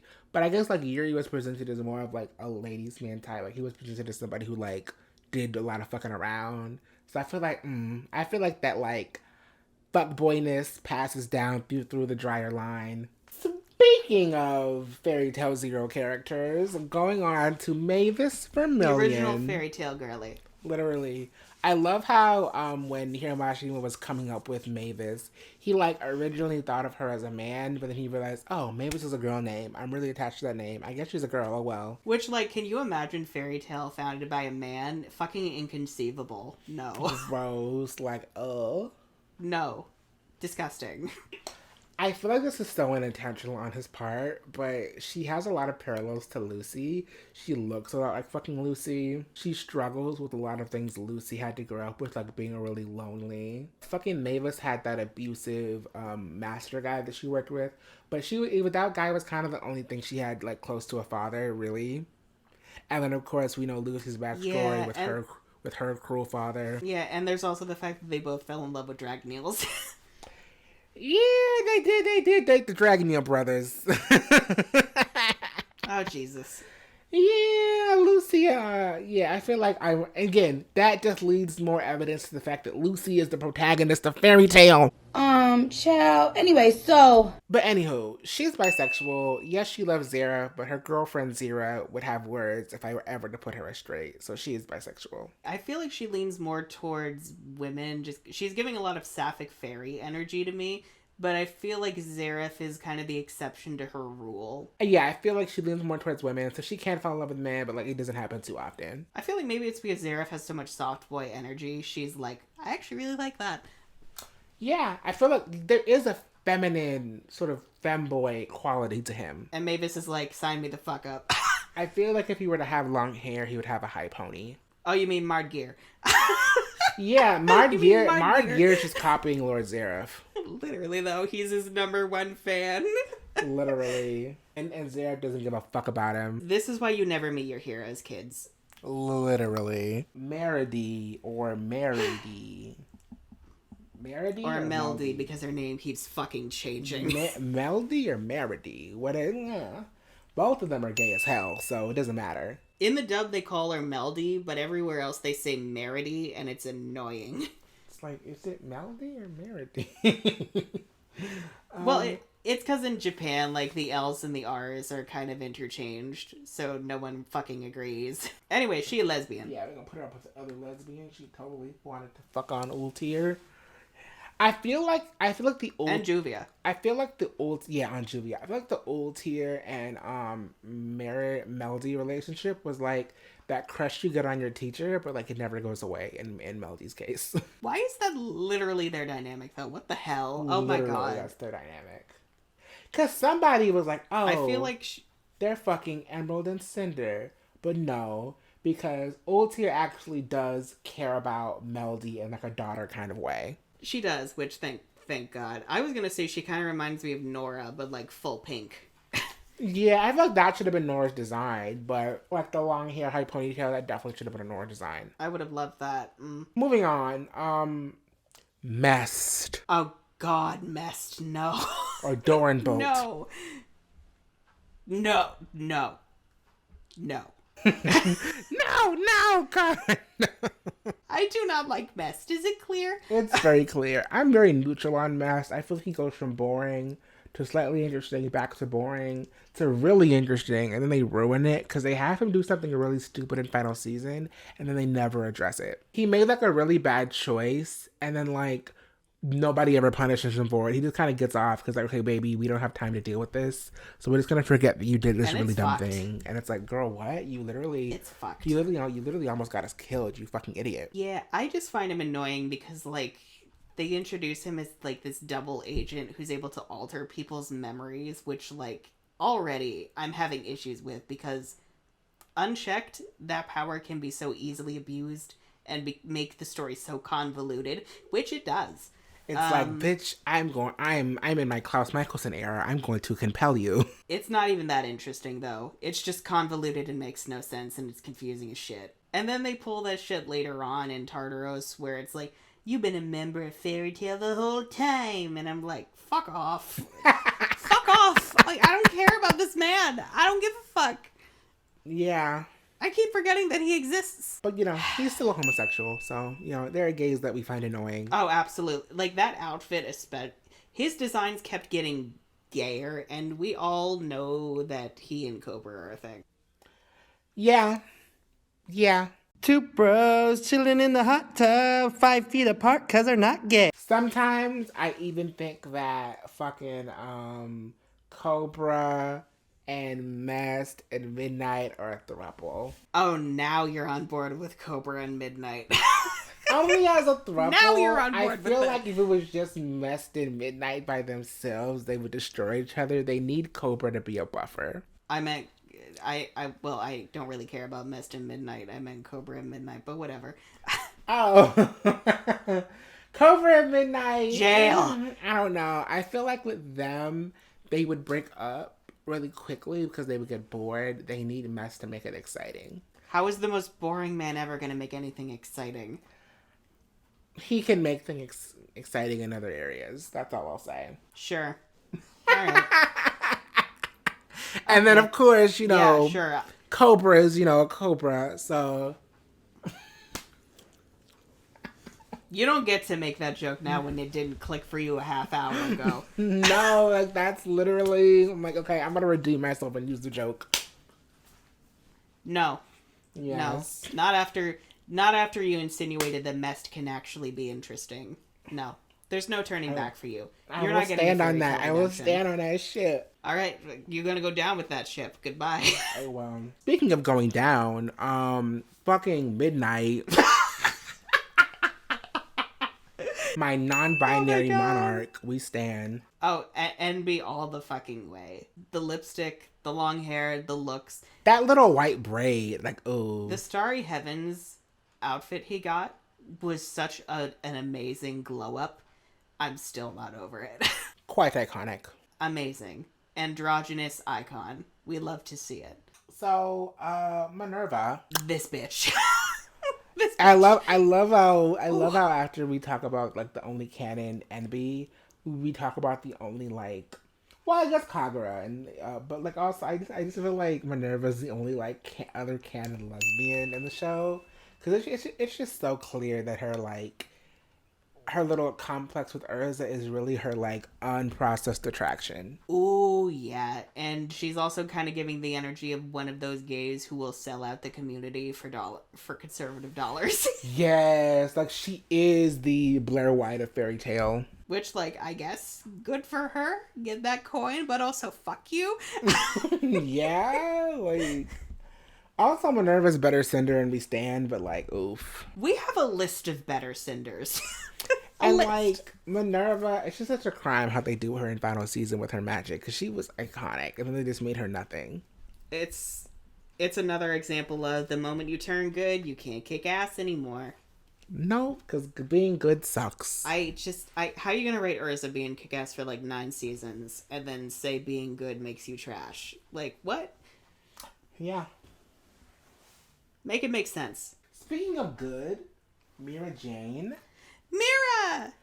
I love Mira. I love her so much. Even though I see Mira Jane as a lesbian, I also view her as ace. Mm-hmm. I feel like she's very similar to Natsu in the sense of she can have love and relationships, but sex just isn't really important to her. But at the same time, she also, unlike Natsu, this is where they differ, Mira Jane understands that she's one of those pretty girls who knows that she's pretty, and you know she can kind of take advantage of that in the sense of like she uses that to make money. Oftentimes people are distracted by that so she can attack. You know, she is very much a woman that is aware that she is beautiful, but she also doesn't care about that beauty, you know, because it's like sex and sexuality like this just doesn't really mean anything to her. But I feel like if she were to meet a woman that she really connected with and vibed with, then she would be with her. And you know, if that's what the woman wanted, then she could go for that. But like, it's not, she doesn't really need that. She could really go her whole life and not have sex and be okay. I just really love Mira's whole like chill mom of the group demeanor. She's the same age as like most of the other characters, but she feels so much older. And maybe it's because of the white hair, but it's also because she has so much group mom energy. I feel like she's a little bit older because they want us to believe in season 1 that Elfman is 18 years old. Are you kidding me? Lies, and more lies. So if Mira's the older sister, she cannot also be 18 years old. So she's a little bit older, but like she's around the same age. It's the way anime, like, no one looks their damn age, and like everyone is either young adult, baby, or elderly. Honestly, I feel like you're either a baby, elderly, or a teenager. There are no young adults. There are no like, I'm 22, I'm 27. There's none of that. It's fine. I mean, it's not fine, but it's fine. I thought I was saying double, but missed again. Oh God, yeah, there are 5 million blue-haired men. Missed again, which basically is Jellal's doppelganger.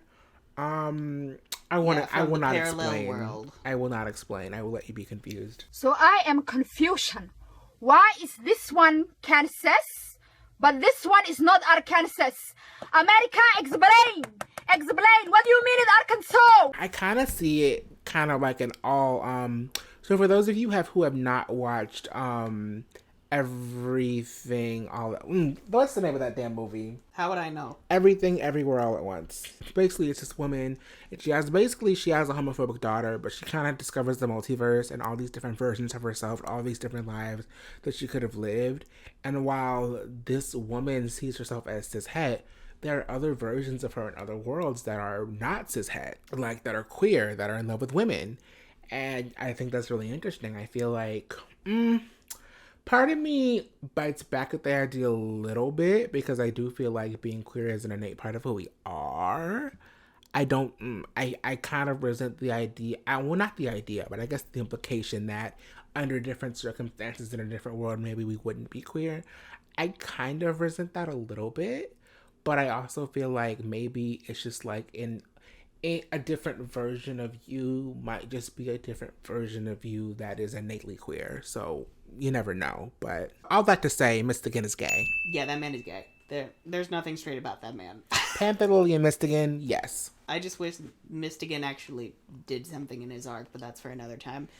Another time. Nab. Nab is really cool. I like his magic. He basically controls nature spirits. We never really get to see it, but that's what he can do. He's really cool. I get yeah, they confine him to the background.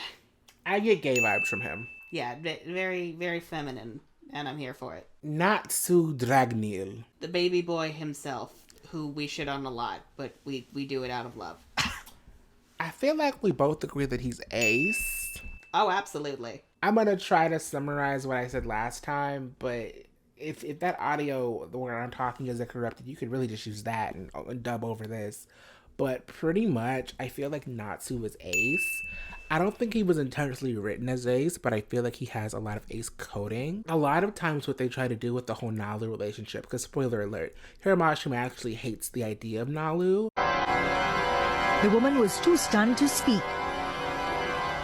Which I guess is interesting because it's like, you don't have a lot, it's kind of interesting for a writer to rebel against the whole main man and main woman must be together trope. So I like it, I kind of enjoy that for that reason, but I'm Nalu trash and I like Nalu, so I'm like, fuck you for that. And if you want it, if I hate you, fuck you.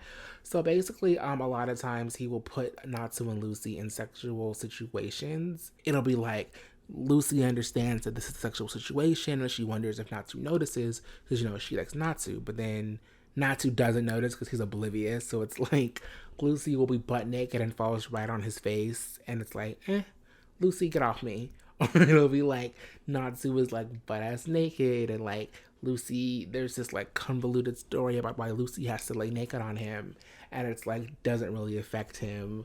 Or it'll be things like Natsu was like, hey, Lucy, I gotta ask you a question. And he gets all nervous and you think he's about to, ask her on a date. But it's really like, bitch, can I borrow Virgo? Because I want to dig up some buried treasure. It's just like Natsu has this like obliviousness to sex and romance, even more so than Gray. Because Gray is aware of it. He's just like, that is something reserved for people he loves. But Natsu, I just feel like he literally, that doesn't cross his mind at all. I feel like true love for Natsu looks like traveling the world on fun adventures with one person who's just like your best friend. I feel like a love for him would look more like a friendship to other people. I feel like it could be very frustrating to date Natsu because I feel like he's the kind of person where even if you're dating him, you don't quite know that you're dating him because I feel like he's like, well, I love you. Like, I love all my friends. And it's like, no, but like, are we different? He's like, well, yeah, but why do we need to necessarily do that? I feel like Natsu isn't the kind of person who's like into PDA. I feel like he's not the kind of person who would just kind of like walk up and like kiss somebody. I feel like that stuff is very intimate and private for him. I feel like he's another person who can go his whole life and just like not have sex. But basically all of those things combined it creates an ace coding for him that I think is really interesting to see because a lot of shonen protagonists, they don't have that. They have the whole, boobs or 7 Deadly Sins is so unbearable with that shit. Meliodas is going to the hot place. Like, so many shonen protagonists, even shonen protagonists who are like ultimately positive, like with positive masculinity, like Asta. We love Asta. We stan Asta. He's a tiny socialist icon. He is a ridiculous, like, heterosexual. Yeah, it's deeply frightening. He wants to marry a nun. It's like, no. It is my job to convert this lesbian nun. It's like, no, bitch, she's a nun and lesbian. Leave her alone. Take a damn hint, boy. I just feel like Natsu would never. That's the complete opposite of Natsu. He would never do that. He would never think to do that. Not because, like, he doesn't find Lucy attractive. Not because he doesn't think Lucy's beautiful. I just feel like he's really... I feel like he's on the really far end of the demisexual spectrum. I feel like he's very... heavily demi. I feel like he really needs you. You really need to be his best friend in the entire world for him to even consider like a true romance with you. And I think that's very refreshing, like in shonen, and especially for like a male protagonist, because normally men are considered to like be more sexually aggressive than women. So it's kind of a nice change of pace to have like a male character who like sex just is not that important to them, and it's not made out to be this weird thing. It's just who he is, and it's nice. Again, I want to say that a lot of times these codings come out of Hiramashima doing comedy and the joke going to the ground, but the coding is still there nonetheless, whether the writer intended it or not. So yeah, exactly. I mean, that's the only way that we're able to do this whole list, because if we were going with authorial intent, the only gays that would be on this list are the jokes, like Freed. Literally. The celestial spirit Pisces. The mom and the son. Mama don't need no man. Mama's lesbian. Yeah, I was kind of getting that too. And maybe it's also the water sign energy where it's like, yay. And something about, I don't know, I feel like something about her gives moon energy. I don't know what it is. I feel like she is the moon, and then the other guy, the sun, is the sun. I want to agree, but like in astrology, Pisces is Neptune, and then Cancer is the moon, so... Shut up! Speaking of the sun, because they don't have individual names, they're just like the celestial spirit Pisces. Because like with Gemini, it's like, okay, well, I'm Jimmy and I'm Minnie, so you can give them names, but they don't have that. The Pisces. They don't have names. They don't have names. So for the boy, I guess the son or whatever, he gives gay vibes. Oh, thank God it's not just me. He gives gay. His outfit is very gay. His energy is very gay. He's one of the most attractive characters like on the show, and he only has one appearance. And it's like, if you weren't a dark skinned character, we would see you all the time. The show. Poorly Yusaka, our medic healer. Also known as Other Genkai, because she's voiced by the woman who voices Genkai in Yu Yu Hakusho. And she also has pink hair. Also, she is the Sky Dragon Grandina, but we don't talk about that. We don't talk about that. No. But I feel like just like her lover Makarov, she is a bisexual. I feel like this is a theme. I feel like she leans towards women, but, Makarov got her heart. I get that. I think for me, I think she could be bi, but for me, I'm seeing more ace. I think maybe that's just because of her detachment from people, maybe. Oh, I like that where better. She's like that kind of stuff. She seems very cynical from her time like among people, and normally I would be kind of wary of saying a person like that is ace, because I feel like that could run into a lot of stereotyping about like ace people like not liking connections, which they do. But I think we're kind of safe with that because we have a few other characters who are ace on this list who are not like Porliuska. So we're allowed to have a Porliuska type. Yeah, I like that better. So I'm going to put Porliuska under ace. Thank you. I mean, she could be bi. She could also be bi, but I feel like she's at least on the ace spectrum somewhere. Racer kind of gives me... Are you sensing queerness? Racer kind of gives me trans vibes. Oh, okay. I did not expect that. Racer just kind of gives me trans vibes. I don't know what it is. I can't explain it. He gives me trans vibes. Yeah. I respect that. I think for me, though, I just see him as cishet. I was thinking about cishet at first, but I was like, he's just like a crummy guy. But I'm like, also like, some trans people can also be crummy sometimes. There's just something about him I can't put my finger on. I think especially his fight with Mira in the Starry Heavens arc was like, bitch, you need to love and accept yourself. And like, this is why you're like this, because you have not loved and accepted yourself yet. Oh, that's actually really nice. Oh, okay. I see the vision. But I'm still thinking cishet. So. Well, that's why I have more trans characters on my board than you do. Ooh, and been saying that. Who said that? Who said that? Who said that? Not you saying that to the NB. I will drag you. I don't care. Oof. Reedus. I like Reedus. Reedus has a really cool magic. I feel like, okay, if you watch Black Clover, the captain of the Aqua Deer, he's also a paint magic guy. His magic is fucking awesome. So it makes me even more mad that they don't use Reedus or his magic at all, and I hate it. I agree. He can make literally fucking anything. It was mainly because he was fat, and like, you know, fat people don't deserve rights, but you know, still. Hiramashima, you have a lot to answer for. He really does, but you know, Reedus is a gay man, so I can appreciate that. Oh, that man is gay as shit. Like, come on. The gays just keep coming. Hey, Rogue, how are you? Rogue. They won't stop. Rogue definitely. Rogue is hello darkness, my old friend. If like they were a person. That's literally his entire energy. It very much gives that. Even with Gray, I feel like Gray was like, bitch, you're too broody. I can't be with you. You're just too fucking sad. I can't. You're too emo. How could this happen to me? I made my mistakes. Even Zareth is like, dude, tone it down. Literally. Like, I remember when Gajeel was and like, I'm the Dark Lord. Literally. I remember like in the Grand Magic Games, Gajeel was like, clean your room, bucko. Like, get it together. Oh my God. Like, you know, not the Jordan Peterson energy. Like, you know when Gajeel tells you to fucking clean your room, it's fucking dirty. He's still a homosexual, even though he's a mess. Him and Sting are boyfriends, by the way. I agree on the gay energy, but something about him is also kind of giving me Ace spectrum. I'm not sure what it is. I could agree with Ace. Gay Ace. And that's why you have more Ace characters than me. Yes. Yes. I think Romeo is an ally. A small child. Yeah. Yeah, Romeo is an ally to me. I think him and Wendy are besties. He's an ally. He supports his best friend Wendy. I think growing up with two dads, you have to kind of be supportive, otherwise your dad did something wrong. Because like, how you gonna be raised by gay people and then you hate that must mean the parenting has just failed. Like, yeah. I would assume that's a lot of trauma that needs unpacking. They try to make him important in Starry Heavens, and then they just kind of gave up afterwards. I would just like to say, as a Sag, I don't claim this Sagittarius. I don't claim him. Sagittarius is just... He's a depressed man in a Party City horse costume. What else is there to say? I have nothing to say, but some homosexuals are just bad, so he's under the gay category. I think for me, I'm gonna put him under bi-pan, because Sagittarius energy is very expansive, which I think lends itself to bi or pan. That makes sense.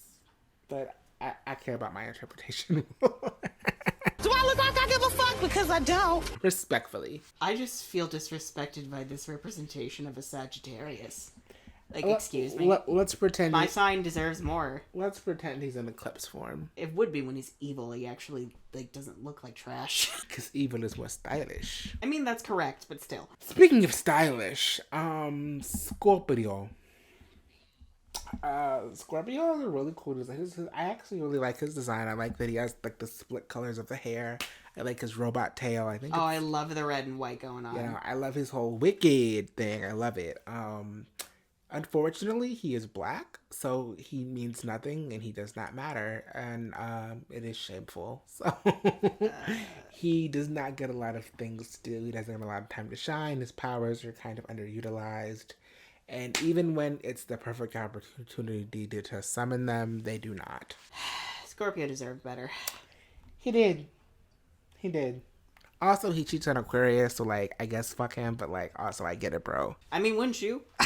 If you were dating Aquarius? I feel like Aquarius Wait, why would you date Aquarius in the first place? Aquarius is, like, crazy Juvia. Like, Juvia on, like, roids.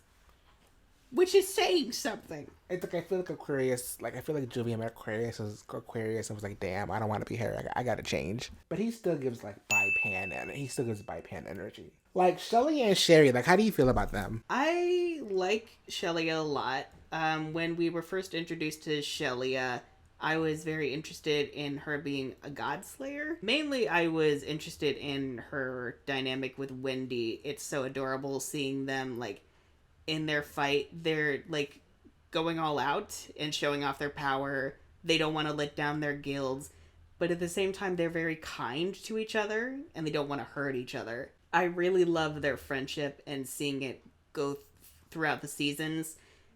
Personally, they gay. Shelly I view as gay. I love her and Wendy as girlfriends. I think they're very cute together. Something about them is giving soulmate energy. Sherry, I don't really care about Sherry like that, which is weird because like Shelly is introduced as Sherry's cousin, and normally when a character is introduced that randomly with a relationship to an established character, normally they're kind of worthless. My cousin, Thorin. Dude, you have a cousin? But it's kind of the inverse for me with Sherry and Shelia. God, I hate that their names are so similar. Sherry, I think her magic is very interesting. Like, she's able to puppeteer things to follow her commands. Again, after she's redeemed, it's not really all that interesting, so that's great. She's obsessed with Leon, like, to a frightening degree, and she keeps talking about the wonders of love. That's her gag. I don't think there's anything really interesting about her, unfortunately, aside from that. She's like a very boring version of Juvia.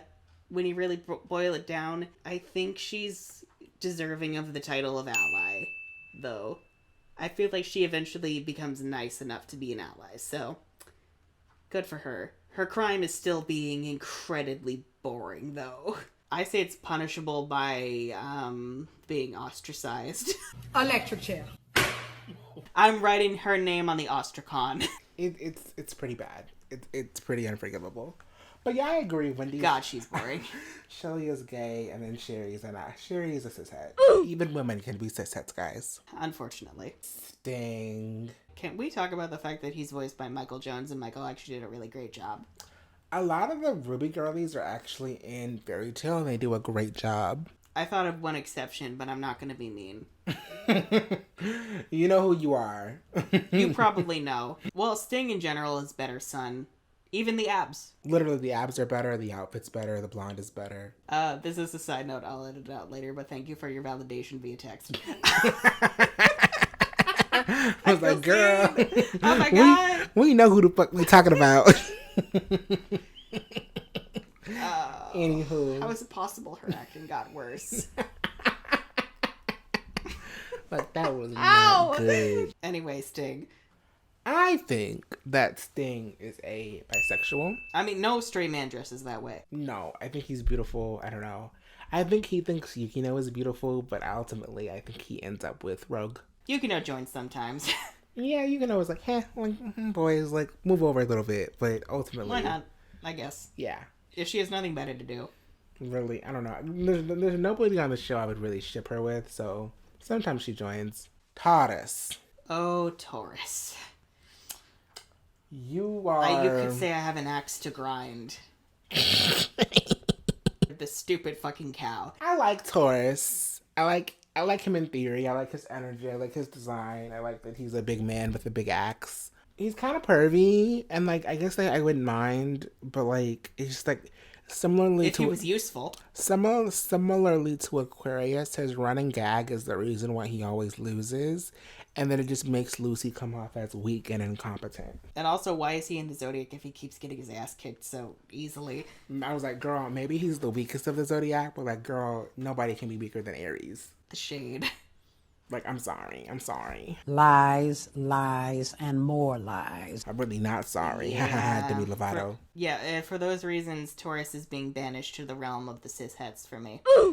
I get it, because he's really annoying and it's really gross. But, I've always said, I was Lucy, I might say yes sometime. I mean... In the words of Michelle Moore, require more. I mean, I don't know. Require like, it just... more. I can't say no to a man with 6 nipples. I can't kink shame you because I'll be canceled for it, but I will judge you silently. I'm about to be canceled because literally, have y'all seen a cow tongue like in the grocery store? They're so fucking long. Like, oh my god. Anywho. I think I'm actually gonna faint. Anywho, cancel me, kink shame me. It's fine. Get Jesus. Find Jesus. I have found Solana. This is the religion of Solana. Fetishizing fictional cow men, humanoid. Where are you putting him? I'm putting him under Bipan because I feel like Fine.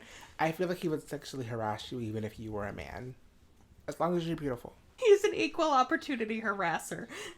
Like if Gray was a celestial wizard and like Gray had Taurus, it'd be the same thing. Oh, Jesus Christ, don't give me that image. It's pretty much Gray and Juvia, but like he doesn't fall in love. Ultier, the lesbian. Also known as ulterior motives. Yes.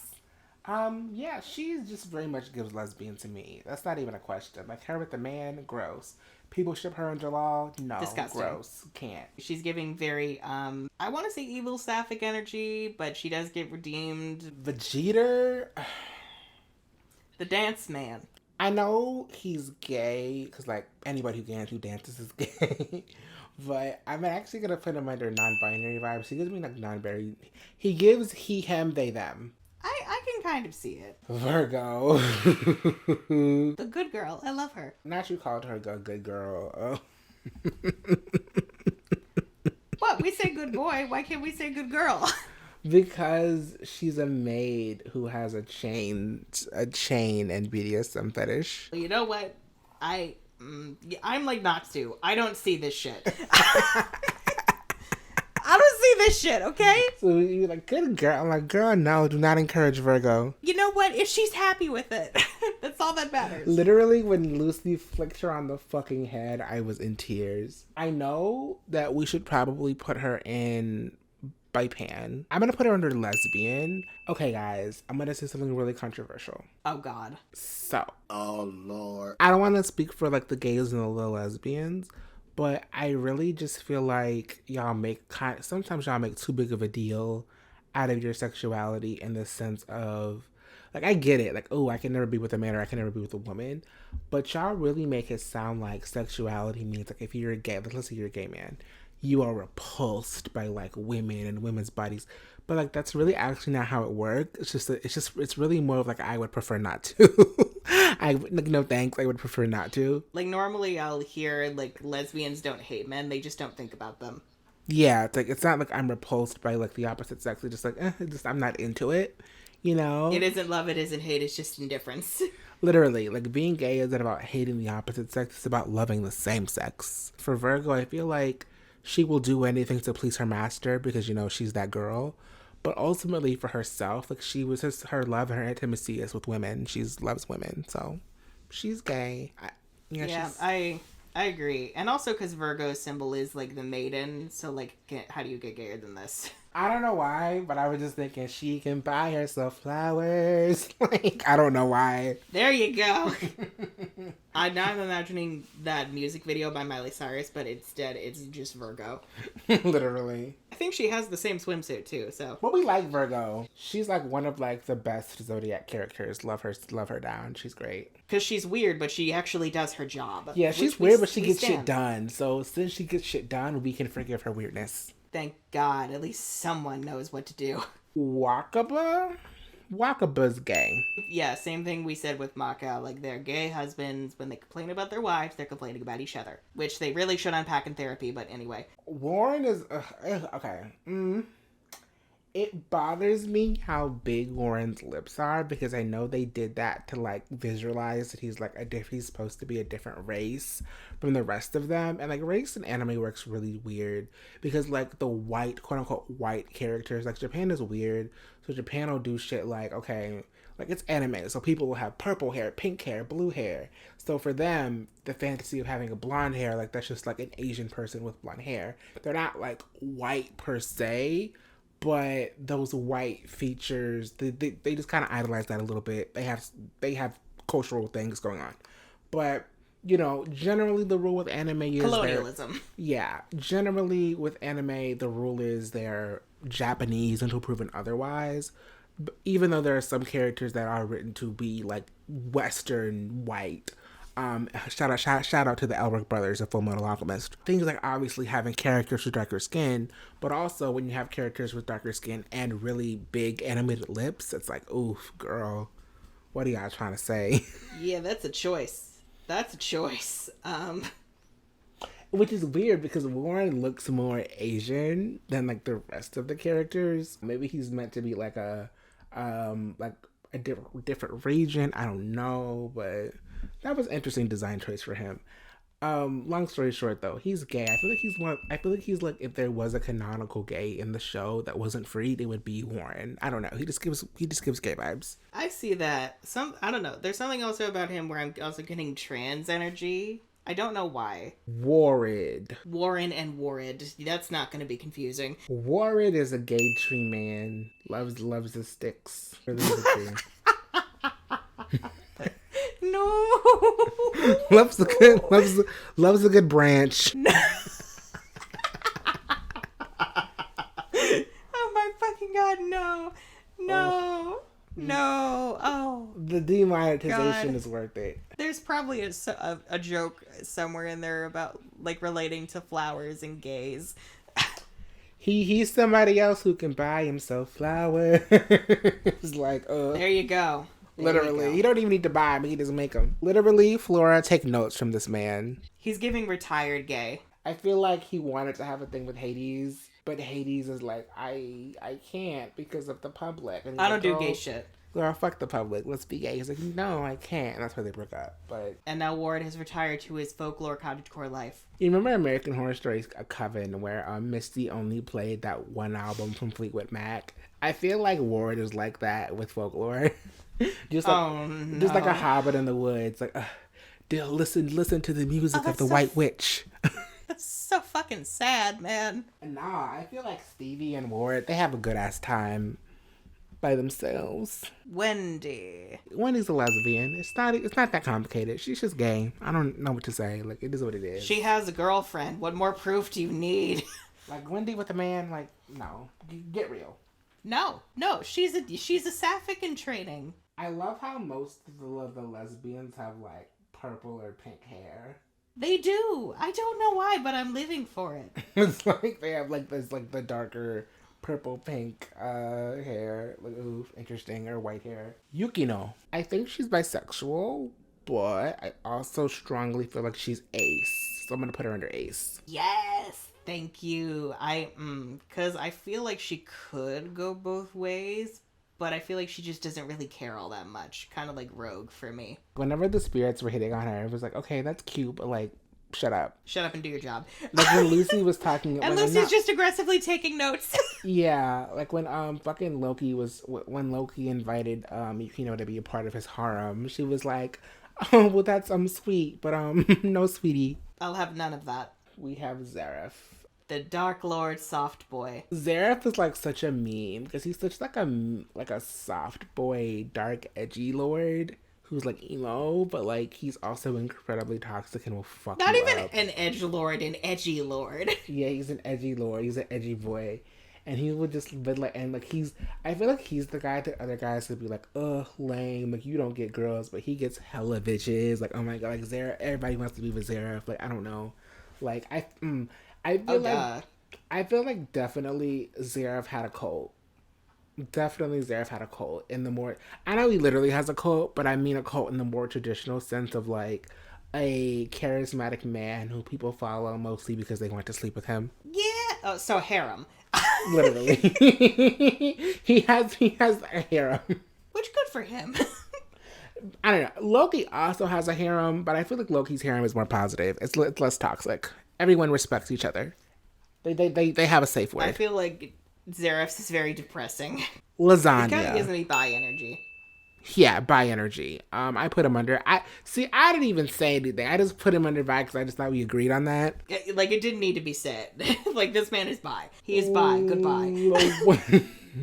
Louisiana. Oh, Louisiana. You should have never come back to life. So basically, like Louisiana, aka lasagna, aka actually Lasagna. She was just like a really cool character who Natsu was attached to. The way they framed it, she was kind of like the Lucy before Lucy a little bit, but like not actually. And she has this really tragic death, and it shocks all of the characters to their core. It's really emotional. It really makes me really sad, and I feel like that's when a lot of people were like, "Oh, like Fairy Tail is serious. Like, oh, this is a real good show." And then they really make the mistake in the arc of the doppelgangers to bring her back. and like permanently to bring her back. And I think that was bad because that undoes the emotional resonance of the death for her. Now, Thomas feels like it is a cardinal sin to bring characters back, period. I feel like you can bring a character back if they have something important to them, if it's for a good reason. Because I just feel like there was so much to be explored if she were to come back. My issue is that they did none of that, and she's just kind of there. And it's like, well, then what's the point of her even being around? Because her being around literally changes nothing. It doesn't change up the dynamic for the fire fairies. It doesn't question how Natsu feels about Lucy. Lucy feels no way about it. It doesn't really, like, we get the moment of, like, okay, it's happy for Elfman and Lasagna. It's happy for Elfman and Mira. Other Lasagna. Because Mira hated her. But it's happy for Elfman and Mira. But, like, Mira and Elfman, it's just sort of like, after that, it's just like, okay, she's there. And it's like, really after it, I feel like they kind of get worse. Because then Lasagna can be used as this, like, plot device to get them to fight. So it's like for Mira Jane during the Tenor Island arc. That was her whole arc. I have to protect Lasagna. Or, you know, Elfman. I was manipulated into choking the fuck out of Cana and blowing up Fairy Tale because Lasagna was a plot point and he was going to kill her. Or, you know, again in Tartaros, I have to protect Lasagna. Or again in final season, oh, I have to protect Lasagna because she can't protect herself, even though she's a Fairy Tale wizard who was on Natsu's team. And it's like, she's just sort of this device that's just sort of used to build tension for Elfman and Mira. But it's like, but guys, the worst has already happened. She's already died. And then came back. So it's like to throw the fear back in their face like we're supposed to care. It's like, well, we don't. Sorry. Oh, she passed away? Oh. All right. And then they don't even give her a personality that's really likable. Like sometimes on some shows, like on the originals, they bring bitches back a lot. But now some characters they'll kill and they'll leave dead, so it'll be like a really emotional. But then there's some characters they bring back for the fuck of it, and those characters are normally they're normally really charismatic and have really interesting personalities. So it's like, yes, they're back, not she's back. So I don't know. Lasagna just has a lot of issues. I could do a whole video about how Lasagna was just But that being said, I think last time I put her under ally. This time, I don't know. I'm not going to do that. Even though I just complain about her, I think she's a really nice girl. I think she's a really sweet lady. And the energy she gives me is trans, actually. Oh, okay. Did not expect that. I kind of got trans boy. Not trans boy. I'm sorry. I'm slipping the tongue. Literally the wrong thing. Literally the opposite. I'm sorry. She gives me trans girl vibes. I don't know what it is. She just does. I can't put my finger on it. I do respect that. I think for me, I still see her as like an ally. Yeah. I'm holding back a lot of swear words. I get trans from her. I was looking at Leon, and I'm like, they both have white hair, but Leon's hair is a different shade of white. Are Elfman and Mira's hair the same shade of white? Like, do all the Strauss siblings have the same shade of white for hair? I think Lasagna and Mira have the same, like, hair color, and I think Elfman is close. Elfman's really dark-skinned. Oh, yeah, that. Yeah, we've talked about that before. Like, he's the darkest of his siblings. Sometimes I feel like he's a half-sibling, because, girl, what? I feel like it's more apparent because, like, the vast majority of these characters are porcelain white. Yeah. And then, like, with Yukino, her hair, I feel like her hair is a lot with Lasagna's. The cut and style of it are similar. Yukino's hair has more blue in it, though. Like blue? It has a blue tint. Like, I've always seen Yukino and Angel just having white hair, being white hair girlies. They do, but there's a blue undertone to it. I've never seen that. I have to pay more attention. Well, because like look at her hair in the picture and then compare it to the white on her coat. Oh yeah, they're different whites. Yeah, the white in her hair is like a little bit more blue. Okay, I can see that. I noticed this shit because like when you're like doing artsy stuff, like these things kind of matter, so you have to be very. Like, if you're gonna pick a white, you have to pick a very specific kind of white to go with the design you're going with. I'm sorry, I'm in my artsy bitch era. You really are, and I love that for you. I got quiet because I was looking at fucking Leon's hair and comparing it to Yukino's. Leon's hair also is kind of like a bluish off-white. I'm debating whether I want to put him in gay or ace. Oh, okay. Did not expect the ace. Because, like, we know he's gay, but ace, I don't know. Like, I feel like he wanted to marry Juvia. He didn't, like, want to just fuck her. I feel like he's a very intense person. His feelings are very intense. I feel like he's a lot like Kagura in the sense of, I either despise you or I want to give you my entire life. Which is very fitting that they're the last two on the list. Like, see? he's like... we could say it was intentional. Leon is an all or nothing bitch. We're either betrothed or we're nothing to each other. I love that. He's giving dramatic theater kid energy. Literally. So, I don't know. I'm torn. I'm gonna put him in gay. Because I just feel like we have so many gay men, and I don't want the ace girlies to feel underrepresented. See, I get that, but at the same time, it's like, you also have to be true to the essence of the character. Like, what is your gut telling you? My gut is saying gay. I gotta put him with the gay boys. There you go. You gotta be honest. Yeah, I just feel bad, because, like, the trans girlies and the ace girlies were very underrepresented. I mean, like, they have, like, a bunch. Like, I can say as an NB who's, like, on the ace spectrum, I'm very happy with these selections, because normally the numbers for both of those are 0. Yeah, last but not least, the other lesbian queen. I like Kagura. I feel like they don't do too much with her. I think she's interesting because Erza, in the context of the show, is famous because she does not just re-equip her weapons, she equips her armor. So, like Happy said, there are a lot of magic swordsmen, but, like, Erza is, like, unique because she changes her entire armor and that gives her special abilities. Cool, great.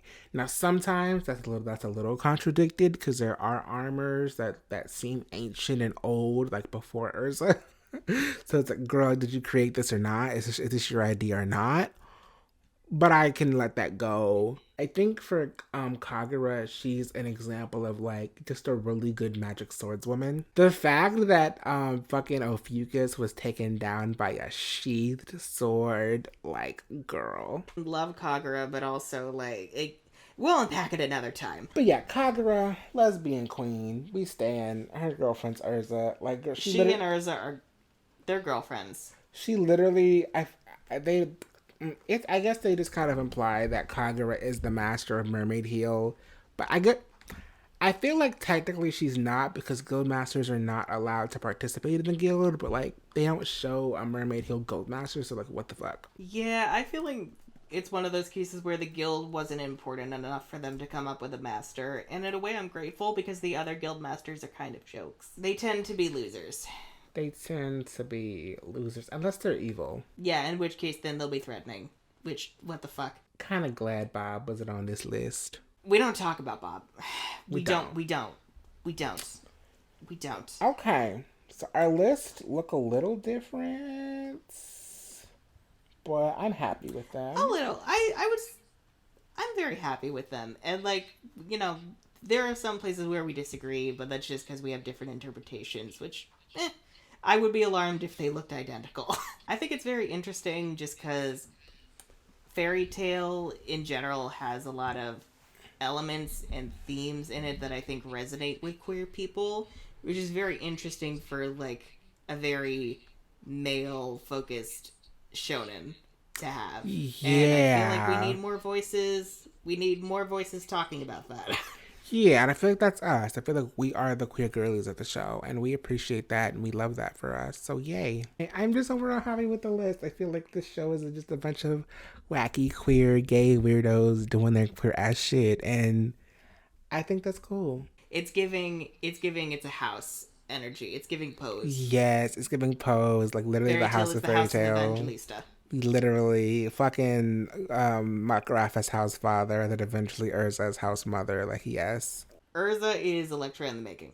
I feel like Lucy's very much in her Blanca era. Or is she an angel? I don't know why, but something in me is like saying that Gray is more of an angel type. Oh, so he has a cishet banker named Stan buying him a damn apartments? Unfortunately, yes. Are you implying that Loki Stan was a cishet banker? I mean, he looks the type. He has the suit. Literally, and the glasses. Do we have any parting words for the peoples? I'm very satisfied with the list. I feel like, I hate that y'all don't get to see the first one, because I feel like maybe we were more entertaining on the first one. I'm just like really I don't know. Whenever I was kind of drunk for this, and whenever I drink, I never know if I'm gonna be like really rah like, oh, I'm gonna get in everybody's ass, or like just like chill, like like okay. You never know. So it was a gamble. I think it's kind of interesting that like our perspectives changed since we did the first one. I just really like that. Yeah, because you have time to think. Plus, now that you've seen the whole show, you have the whole picture. Yes, that is very true. I am now a Gray stan, so that works. And then, maybe when 100-Year Quest comes out, our taste will change. Please be good. Please be good. Honestly, even if it's not good, we can I feel like that would just be because like the plot is stupid, but like we said, like we don't care about the plot. We care about these characters. We can watch them do literally anything. And I mean, I have faith, because I mean, if Hiromashi wrote the first one, he can write this one. We'll see. That's a discussion for another time. A discussion for another day. But hopefully this is... Well, I don't know, because originally this was going to come out first, like at the beginning of getting a 2023 before you get the commentaries. But I don't know, you might get the commentaries first. It just depends on how Thomas chooses to edit everything. I feel like this tier list is going to come out first because I feel like this is a good primer for the show. Yeah, that makes a lot of sense. Anyways, this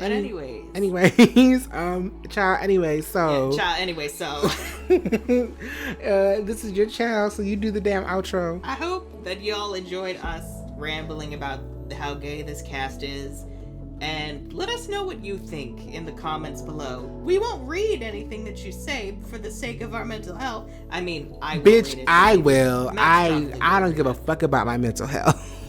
Anyway, we hope you enjoyed. Look forward to fairy tale content with us in the future. And for now, we shall say farewell. Unfortunately, I don't have Erza's farewell armor, so I'm just gonna say bye. Bye.